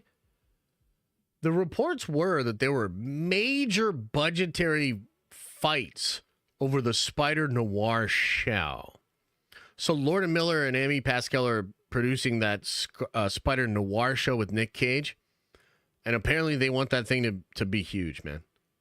They're trying to make that thing as big as possible. Massive effects, ton of characters. So apparently Sony and Lord and Miller were beefing over the budget, and they were beefing hard. It came out in the press that they were beefing so much that Sony might not renew the contract for Lord and Miller, which potentially could have put this whole thing in jeopardy, right? The Beyond the Spider-Verse franchise. So it's good that they have that comment. I think these guys are good for the director of the thing. So overall, good news for Beyond the Spider-Verse. I still think you're not going to get this thing until 2027, maybe 2026. But yeah, there you go. There you go. What do you think, guys? Any thoughts, comments, comments, questions, concerns, all that? C Black, I got to be honest, brother. I'm not interested, and I don't believe the exiled scooper. He's not a real scooper. Phase Hero exclusive with Superman movie? What does that mean? And I asked James, how much of the success of Superman is determining what's going to come after, because they've announced a lot of projects. They've greenlit other things. And yeah, we can talk about that. Let's talk about the leaked trailer first, though. Okay? So, you love this news? That's good. That's good. I'm excited. Okay. So, as we were saying before, Forbes was absolutely shredding Gunn's chance at actually getting this thing to work. The Superman trailer was shown to press yesterday. A description of the trailer went out to a bunch of leakers and, you know, people like myself that are just mischievous and want all of the information. So, you know, I don't want to give a full spoiler description of the trailer. Okay? But I'll say a couple of things. I'll say a couple of things about it. I will say that the trailer begins with Superman wounded and that Crypto gets called by Superman. And I'm pretty sure Crypto actually saves Superman at the beginning of the trailer. From there, the John Williams rock and roll theme starts. Now, this is something we talked about before. I even said this last week that I heard a rumor that the classic John Williams theme was given a rock and roll facelift. And so we're going to get this crazy guitar riff version of the John Williams Superman theme. The trailer then goes into what is essentially a big old montage. Now, when Jeff Snyder said last week, punk rock Superman, you're going to see what that means, or rock and roll Superman, I believe that's what he's talking about. And look, all I can say is reading the description of the trailer, I was like, okay, I could see how this would work. I could see how this would be cool. Like, we're going to have it. To me, I'm going to be honest with you. It really depends on how that theme hits. How does that music hit? Now, the theme that they released with the motion poster, that was hype. Okay, that was really cool. But this rock and roll version of it, I'm not really sure. A lot of people ask me, right? So I said yesterday on Twitter, I got a detailed description of the trailer. A lot of people hit me up, obviously. People were asking me different things. A lot of people just asked me, like, what do you think? Like, do you think it's going to be good? Do you think people are going to like it? I have no idea. It's like impossible because I think it really comes down to the music. Like it's a big montagey, atmospheric trailer. It's a loaded trailer. Like you're going to see all kinds of shots. That's what a montage is. Right? That's what a montage is. You're going to see a whole bunch of shit. A lot of it sounds really cool. But how does that sound hit? How does it feel when you see these different things with that music? I'm not really sure. So there's some elements of it that I think are going to be good. Like this whole crypto thing at the beginning. I think that's actually pretty clever. I don't like this version of crypto. Like in my mind, when I was reading the description, I was really enjoying it. And then I remembered, oh, it's actually a little scruffy-ass dog crypto. So I don't even know how that shit's going to hit. If it was like a classic lab crypto, oh my God, I would probably love this. We'll see how that does, though. People might really enjoy that. People might be really into it. And then if the music hits, if the atmosphere's right, if a lot of the shots of what we're going to see, because, man, we're going to see a lot of shit on Thursday. Like a lot of shit. You're going to see Green Lantern. You're going to see Hawkgirl. You know what I mean? You're going to see Lex Luthor. You're going to see a lot of shit. It's just going to depend on how does that music and those shots, how does that feel? Like, how does it hit people? So it's like almost impossible for me to make a call without hearing the music and seeing how the music hits with the shots. It's like impossible for me to tell you how it's going to hit. But it doesn't sound terrible, right? Man, I'm really curious, man. I'm really curious. And we're going to find out on Thursday. So, for me personally, I've just decided, like, I don't want to put a bunch of leaks about this thing. I thought about it, of course. I could do it. I don't like Gunn. I could put it out there and be a dick about it. But I think the right thing to do is to let it hit everybody as fresh as possible. I've probably already said too much, frankly. It's really going to depend on how the music hits. I think that's kind of make or break. And I'm really interested to see how people perceive it. I think in the best possible scenario will be like, oh, wow, it feels like Superman theme, but modern and rock and roll. And that feels a little bit like James Gunn. But at the end of the day, it just hits. It just works. Music is great. It just works. Worst case scenario, people are going to be like, this is fucking Guardians of the Galaxy Superman, and I hate it. So I think a lot of it's just going to depend on that theme. How does it sound? How does it hit? Otherwise, I think a lot of the visuals will probably look on point. I like the casting. Like, there's a lot of stuff I like about it. So that's probably all I can say. That's probably all I can say about it. That's all I really want to say. I guess I could open it up to questions, comments, and concerns on it. But I mean, it's 2 days away, guys. It's 2 days away. No, there is no poll to spoil the trailer. That's all I'm going to say about it. I have decided that. Right?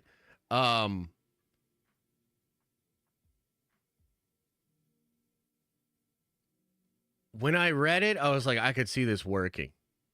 For sure. I was like, I could see this working. I could also see it not working. It depends on the music. Yeah. And who put you in charge? Yeah, that's a fair point. What's the rap article? Yeah, I'm not going to read a Reddit leak on here, Trev, because I don't want to go into any more spoilers. Like, is this not clear? Is this thing on? Hello? Yeah, I'm not going to pull up a fucking Reddit thread of a spoiler description. It is probably, I mean, I haven't looked at that link, but it's probably real. I mean, it's out there. It's leaked. That's the description you gave. I don't even know what you mean by that. What do you mean by that? Some of the stuff I said is in the description. Wow, maybe it's real then. And if you want completely and totally spoiled, you can follow the fucking link. Holy shit. My God. Now, what's the rap article that you guys are talking about? Let me see if I can find that. Because do they talk specifically about the actual trailer?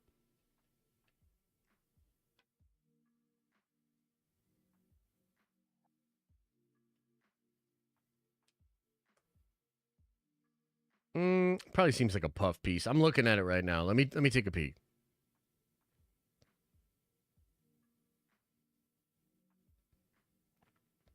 Yeah, they're not going to talk about the trailer. They're just talking about the movie. The truth is out there, guys. But again, you got to just let it hit you. Like, it's unfair. Even if you go read that description, it's unfair to make up your mind about it. You have to let it hit you. When I fire that thing up, 9 a.m. on Thursday, I'm going to go into it as clean as possible with an open mind. I'm going to let it wash over me and see how I feel. Nothing that I've read about the trailer is going to determine preemptively how I feel about it. Fair? Are reporters waiting on the trailer release to put their articles out immediately? Yeah, probably. Probably. I mean, yeah, that makes sense. Josh needs that woo-woo healing this season. Guys, what are you talking about? I feel great. I feel incredible. I just am running a show. I decide how certain things go on the show. That's it. My God. How did this happen? How did I become the responsible one in the room? I have every reason in the world to say, fuck you, Gunn, and go over full-ass spoilers. I've decided not to because I think it's appropriate. How did I become the reasonable one in the room? What is going on? What is going on today? I told you guys for 2 years I was going to be fair about this, regardless of my beef with Gunn. I was going to be fair about this. This is me being fair about this. Holy! Now it comes time, the rubber meets the road, and people are like, well, maybe you don't need to be fair. Maybe you could tell us exactly what, blah, blah, blah, blah, blah, blah, blah. Holy! Don't let him talk to y'all like this. How are you going to stop me, Terrell? How are you going to stop me, bud? What are you going to do? What? How are you going to stop me? Who said you're being reasonable? This is unreasonable? Are we in Bizarro World? Are we in Bizarro World now? What the hell has happened? All I wanted to do was say that I read the fucking description of the trailer. That's it. And we put a couple pieces of information out there. Blah, blah, fucking blah. Okay? Holy. Now, let's watch this video from Brandon Davis. Then we'll catch up on chats.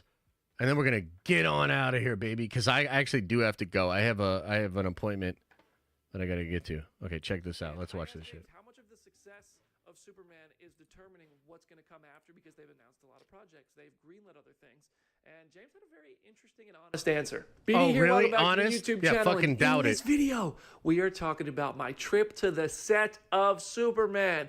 This photo proves I was there, and that at one point in my life, I thought that I wasn't on the set of Superman, but I have a lot of friends in the restaurant industry. So let's just say I was talking to people serving James Gunn his food the entire time.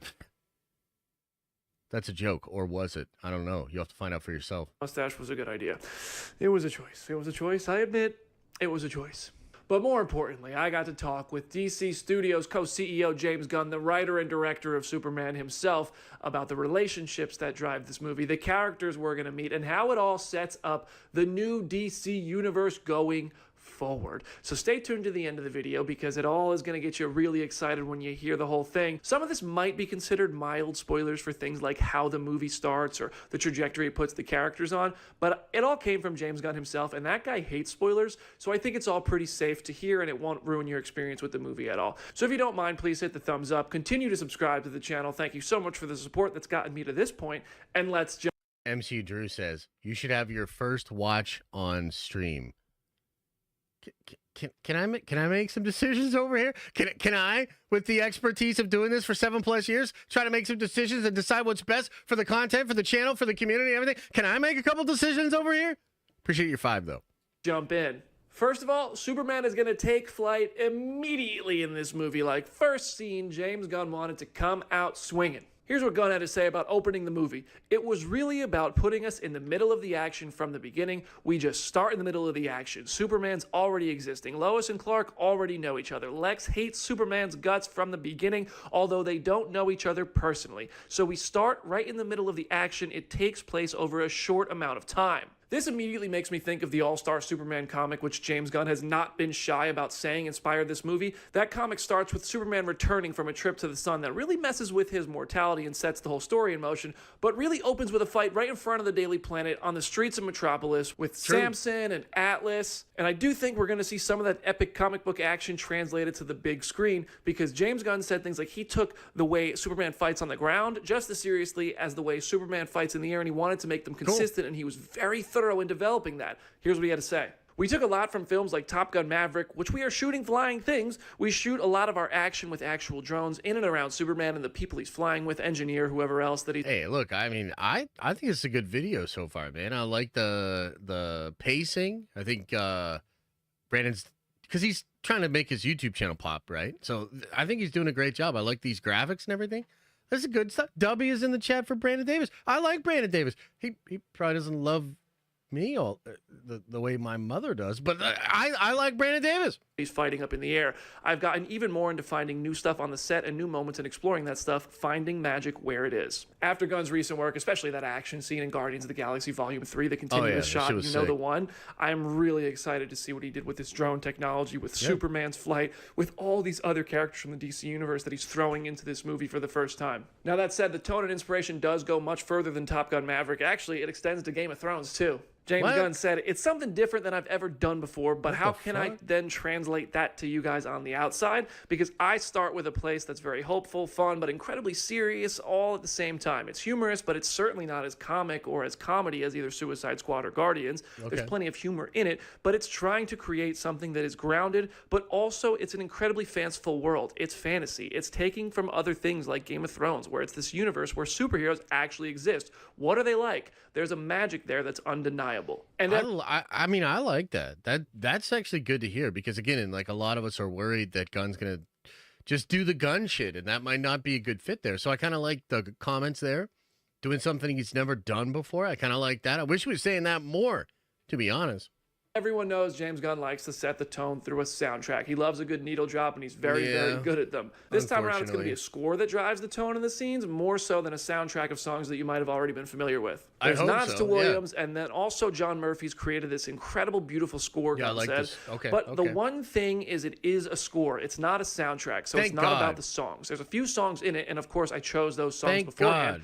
But it isn't like any of my previous movies, really, in terms of the score is what drives it. It's a much, much more of a score film. We got a taste of the score in that motion poster that Gunn and DC Studios released on Monday, and for me, I really like that. I had like touches of John Williams, but also kind of Hans Zimmer's Man of Steel flight theme, kind of all flying around in there, and I really dug it, and I cannot wait to hear more when the movie's score arrives. Remember when we weren't sure if Superman was going to wear trunks in this movie, and Peter and James and everybody at DC Studios was saying, like, we don't know yet. Well, there was actually a lot of debate internally about whether or not this Superman would wear trunks, and it was David Cornsweet, Superman himself, who came up with the answer to that, and this is really cool. James explained it as, David said something to me that really affected me. We were trying on all these different versions and we screen tested with trunks and no trunks. And one of the things David said is that Superman wants kids to not be afraid of him. He's an alien. He's got these incredible powers. He shoots beams out of his eyes, can blow a truck over. He's incredibly powerful, could be considered a scary individual, and wants people to like him.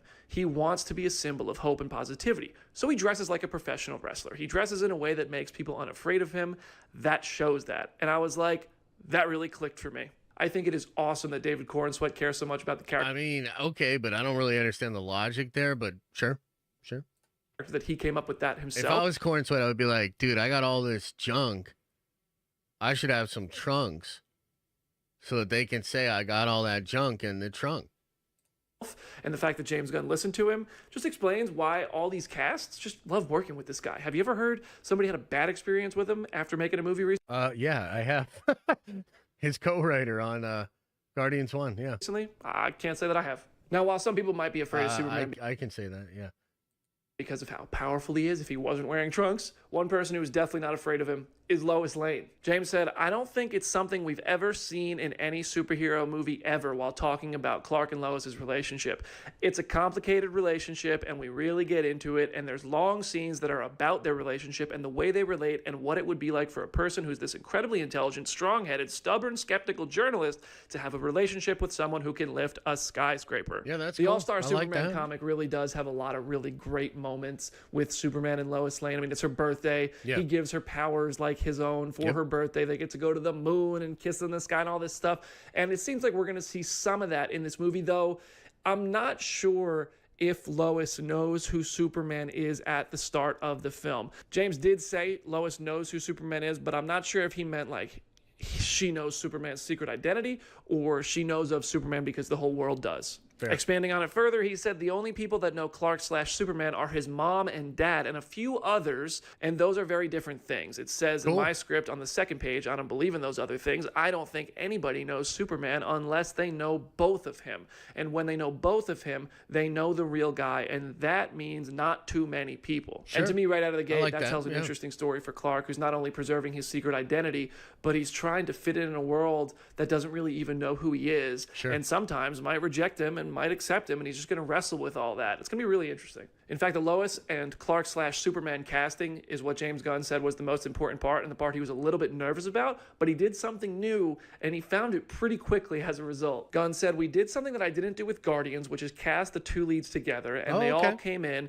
and we had this 15-minute long scene that they have to act together and talk and discuss and just communicate. And I mixed and matched all the different couples, and it was simple magic when the two of them came up. I like that. Gotta say, it's one of my greatest moments in filmmaking. Now, of course, a lot of us are excited to see how Superman launches the DC universe with James Gunn at the helm creatively. We have Creature Commandos releasing episodes. It's technically the first thing of this new DC universe, but Creature Commandos feels kind of like an appetizer with Superman being the main course. But when asked about this, James Gunn said it does zero to set up future movies and shows. And then he kind of walked it back and thought that through and gave a little bit more of an answer. So this is what he had to say.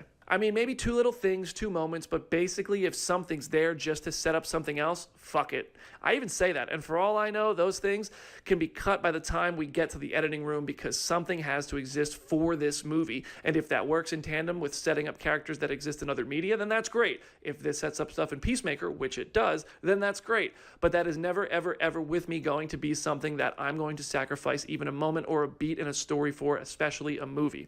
Prime example of things that are connecting is Frank Grillo's Rick Flag is already debuting in Creature Commandos. He's going to be in Superman, and then he's going on to Peacemaker. So that right there might be what James Gunn was. Yeah, I mean, I just don't care about these answers. Like, you know, Gunn has said this over and over again, and I think he's sort of speaking to maybe certain sensibilities or fatigue that people have had with certain things that Marvel does. But I mean, motherfucker, we just went out in droves to see Deadpool and Wolverine. And all the cameos and all the craziness. I mean, that shit's just fun. So, like, you know, brother, we just want to have fun with goddamn superhero movies. So I don't love these answers. I don't love this whole idea of, like, I'm never going to sacrifice the sanctity of this fucking movie and the story here to set something up potentially down the road. Motherfucker, it is a comic book movie. These are comic books. It's about fun. Referencing in that quote. But of course, to get to the rest of the DC universe, this Superman movie has to get us hooked and get audiences to theaters. True. And I asked James how much of the success of Superman is determining what's going to come after, because they've announced a lot of projects. They've greenlit other things. And James had a very interesting and honest answer. He said, we're not going to keep making movies. All of this. We have only one proven entity, which is Peacemaker, because it was a really big show, and we're coming back with Peacemaker. It did numbers lower than Miss Marvel. The Miss Marvel show?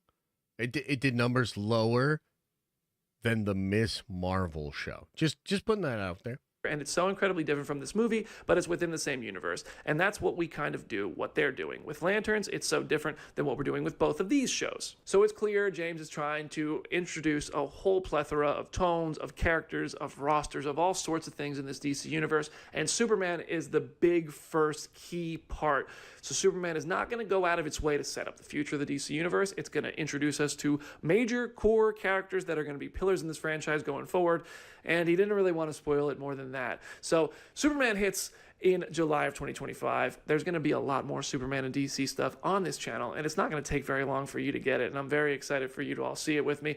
Stay tuned on Thursday, because we're going to be talking about that trailer on Phase Hero. Let me know what questions you have about this interview with James Gunn from my time on set with Superman. It was so cool. I know how lucky I am to be doing stuff like this, and I appreciate every single one of you who gets excited about it, who subscribes to the channel and hits the thumbs up. So please continue doing that. Hit subscribe, hit thumbs up, drop a comment, let me know what you want to talk about, and I'll be as active as I can for as long as I can in that comment section without losing my mind. I'm BD. Yeah, it was good. Good video, man. Good video.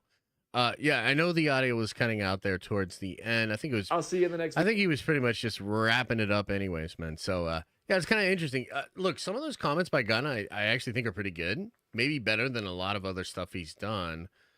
Some of them not so much. You know, there's just like this attitude, this like anti-MCU thing that I'm not loving. I think some of the stuff he says it doesn't really make sense. I guess he's honest, you know, with regards to like what are they gonna do afterwards? They're not doing anything if it sucks. So yeah, that's kind of crazy. Let's get into some of your questions. There's a few chats and whatnot that I gotta catch up on. We'll do a little bit of Q&A here at the end, and then we're gonna get on out of here, guys. Okay? And then we're gonna have to get on out of here. Do do do do do. Do do do. John says, Josh, for Elisa's anniversary gift, you should get a themed spicy calendar made with you as a model. It would be hilarious. You really think she would? I mean, what?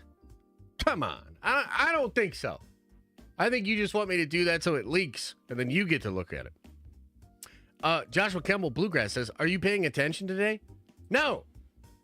Brandon says, Marvel Studios really hiring showrunners. We used to pray for times like these. Yeah, no, it's a big deal. I mean, it's kind of silly that it has to be considered a big deal. You know what I mean? Like, you would think you're doing a show, like you should have a showrunner. But yeah, I mean, it is good, man. That's good shit, man. That's good shit. You know what I mean? That's good shit.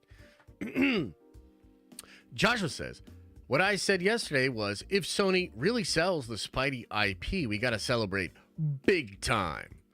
Oh, hell yeah. Pop some champagne, man. Pop some champagne. Michael Phantom says, I hope the Mutant Saga does phases better. Annihilation Wave could be Phase 7, Phoenix Saga Phase 8, Apocalypse Phase 9. They could interconnect. Yeah, that's a good idea. I mean, I think they have some cool ideas with that.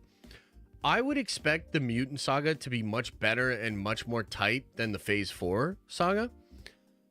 But I think that's because they hopefully have learned from Phase 4. I mean, Phase 4, the beginning of Phase 5, real stinker. It's been a real stinker. You know? So hopefully they got that shit figured out. I'm pretty excited for the Mutant Saga. No way you give What If a chance and not CC. Yeah, brother. That's exactly what I'm gonna do. Ibze says, I hate James Gunn and he sucks ass. I mean, he might. What he does in the confines of his, marriage and house or whatever. I mean, that's not really up to me.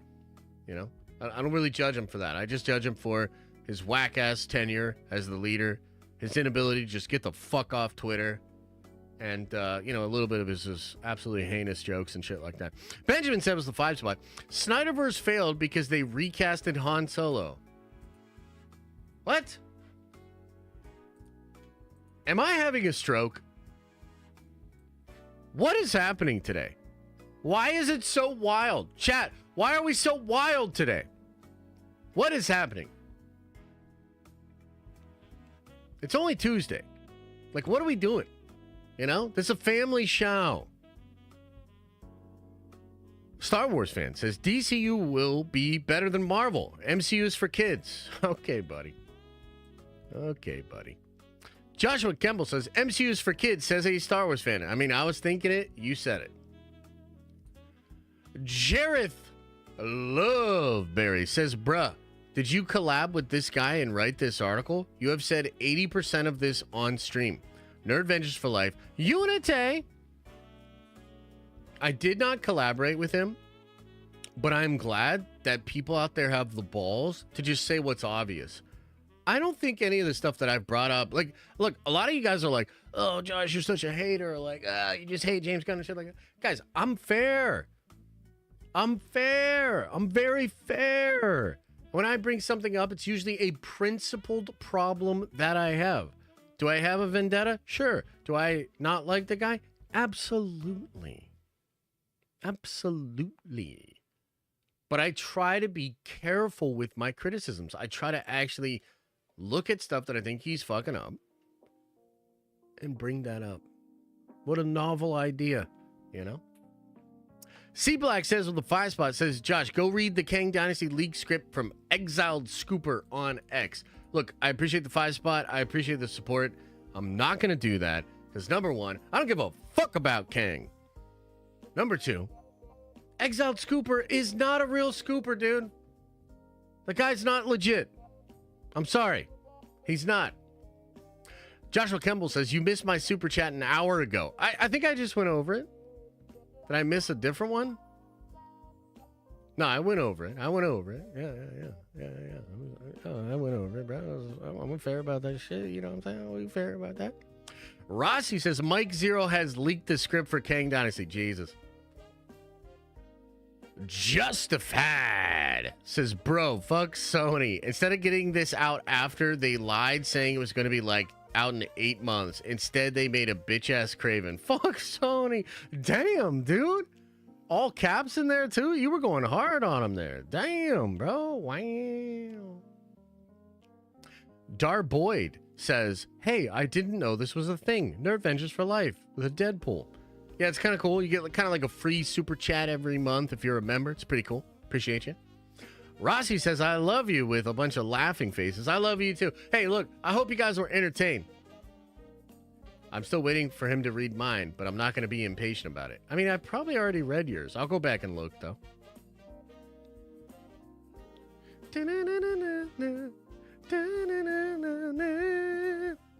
Where is his? I don't see his. Dar Boyd? Dar Boyd?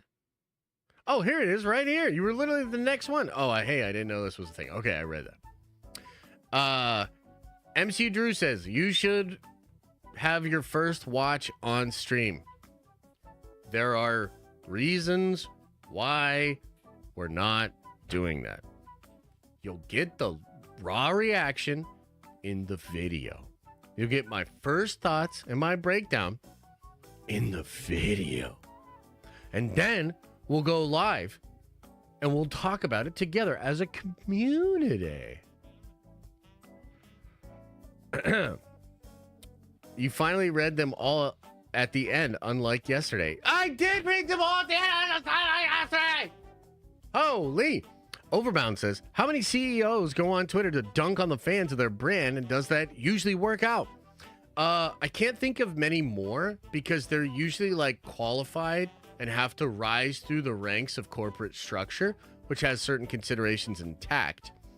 Gunn is instead a freak who got fired for a bunch of crazy jokes that also happens to be like a decent filmmaker.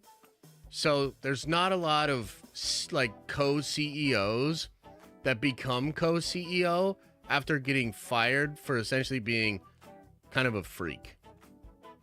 So he's unique. He is unique in that regard. You know? Different kind of guy. You might say he's built different. Vandal the Black says, isn't Daredevil the same pigeonhole as Penguin regarding the numbers? Another dark show with urban drama, not on Netflix? How does it differ from multiple seasons better than Penguin numbers? Brother, are you serious? Hold on. Vandal the Black, are you serial right now? How does Daredevil, the character that was so popular that they sold a license for it, made a show with Ben Affleck, then a whole ass other version of it was greenlit for Netflix, one of the biggest media companies in the world? Are you seriously asking me how a Daredevil, any goddamn thing, is comparable to the Penguin? Are you? Is this a serious? Like, am I getting punked? Is Ashton Kutcher gonna come out from behind the couch? Like, what is happening right now?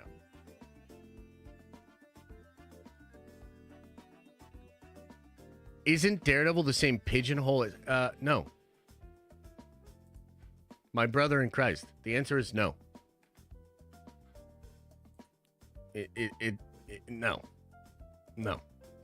Atosuke says, Atosuke is the captain now. Josh has to read this because it's a super. Boo! The real Jesse Lee Reed says, I'm between paydays, so this $5 stings a bit. But I gotta tell you, Creature Commandos is hella fun. No, I'm not a James Gunn stan. Just happen to enjoy it. Well, you don't gotta spend $5. I mean, you're putting the guilt on it, you know, with that. I'm between paydays, so this $5 stings.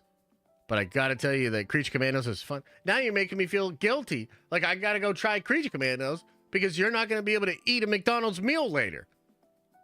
You know? Appreciate you though, bro. Thank you.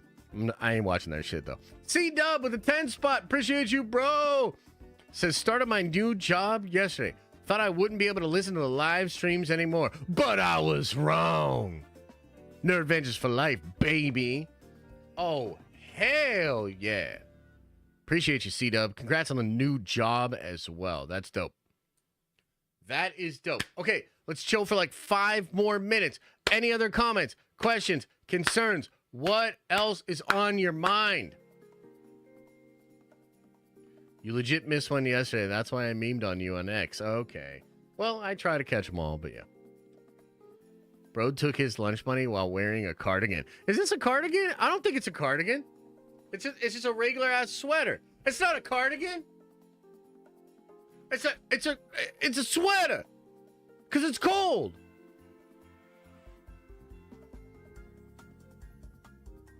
By the way, I worked out my delts yesterday and my back, bro. I'm sore as shit, man. I'm sore as shit. Rossi says, you should have Justin on. He glazes the DCU in Star Wars. Justified MF could bring a very different perspective to your show. He loves KK and Gunn 100%. Oh, damn. Oh, damn. Van Off the Black says, bro, you just said a showrunner creates multiple seasons to reflect the numbers with Nielsen. So what I'm saying is, how will the numbers differ? It only has 1 season, 10 toes down. Oh, okay. So in that regard, I understand what you're saying. That makes a little bit more sense. You also, by the way, you don't have to spend $10 to show me. I feel kind of fucking bad now. I feel like I just pulled $10 out of your wallet because I misrepresented your first question. You could have clarified it in the regular chat. But let me try to address this. I understand what you're saying. Trust me, the Daredevil numbers are going to be much higher than the Penguin. Like, way higher than the Penguin. It took till the finale for the Penguin to chart on the acquired chart at what, like around 500? Was it 5 or 3? It might have only been 330 million. Like if Deadpool does that week to week I have to go look for a real job. You understand? Like, that's not going to happen. Okay? But we'll find out together. I appreciate it. Vandolph, much love. You see me at a con, remind me about this $10. I'll get you back. Okay? Appreciate you. Lady Boner says, isn't Legion on the same level, maybe even lower than the Penguin show? As far as viewership, it would be hard to tell. I don't think Legion had a huge audience. It's really hard to say. I mean, there wasn't streaming. It was actually released on FX via cable. They didn't have like numbers like that back then. I mean, it went for 4 seasons. I don't know if that indicates, the popularity of it, but I think point taken. Legion, incredible show, probably never quite found an audience in the same way that some other shows have. Kaylin says, do we talk about Ghost Rider and Mephisto? I have no idea why you're asking me about Ghost Rider and Mephisto, but I will say I have a very crazy spoiler video coming out later today about Spider-Man 4.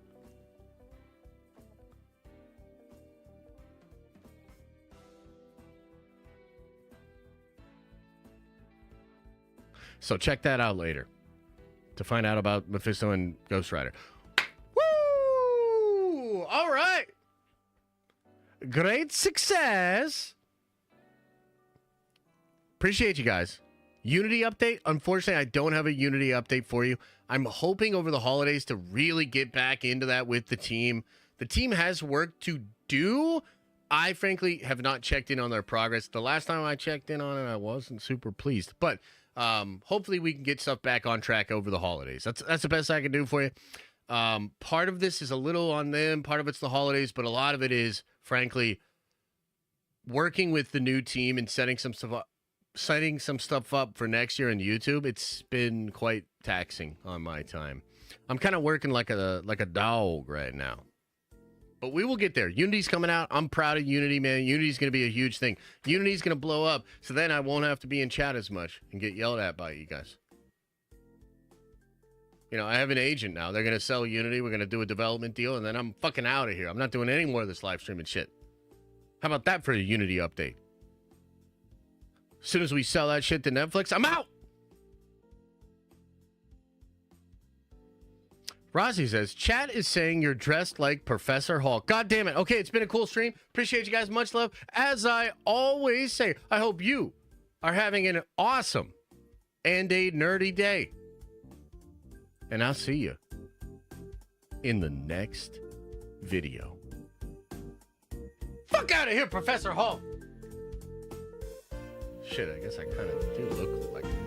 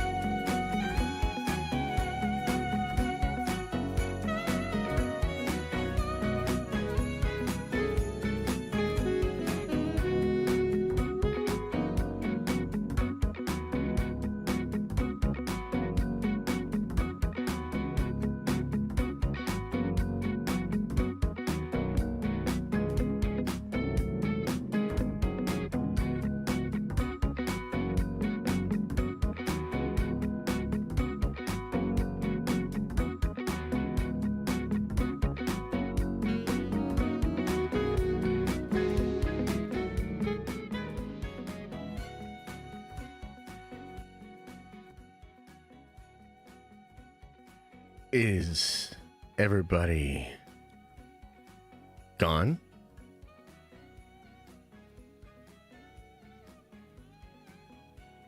Did everybody leave? Leave.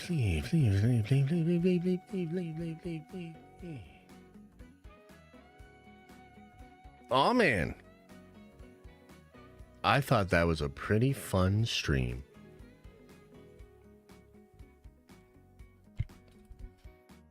I thought the way I wrote that Forbes article, I thought the way that guy wrote that Forbes article was great. I like teasing a little bit of the trailer. It's exciting stuff, man. 2 days away, man. Let's go. Lots of fun stuff coming out, man. Lots of fun stuff. Oh, hell yeah. Oh, hell yeah. I really appreciate you guys. Thank you for the banter. Thank you for the support, the chats, the likes, the subscribes. Thank you for the member chats, the super chats, the support, the gifted members. My God, incredible community. Thank you guys. Appreciate you. Remember, open up your third eye and wash out your stinky butt hope. You know, James Gunn's kind of a butthole too. Maybe somebody should wash him out, you know what I'm saying? All right, peace out.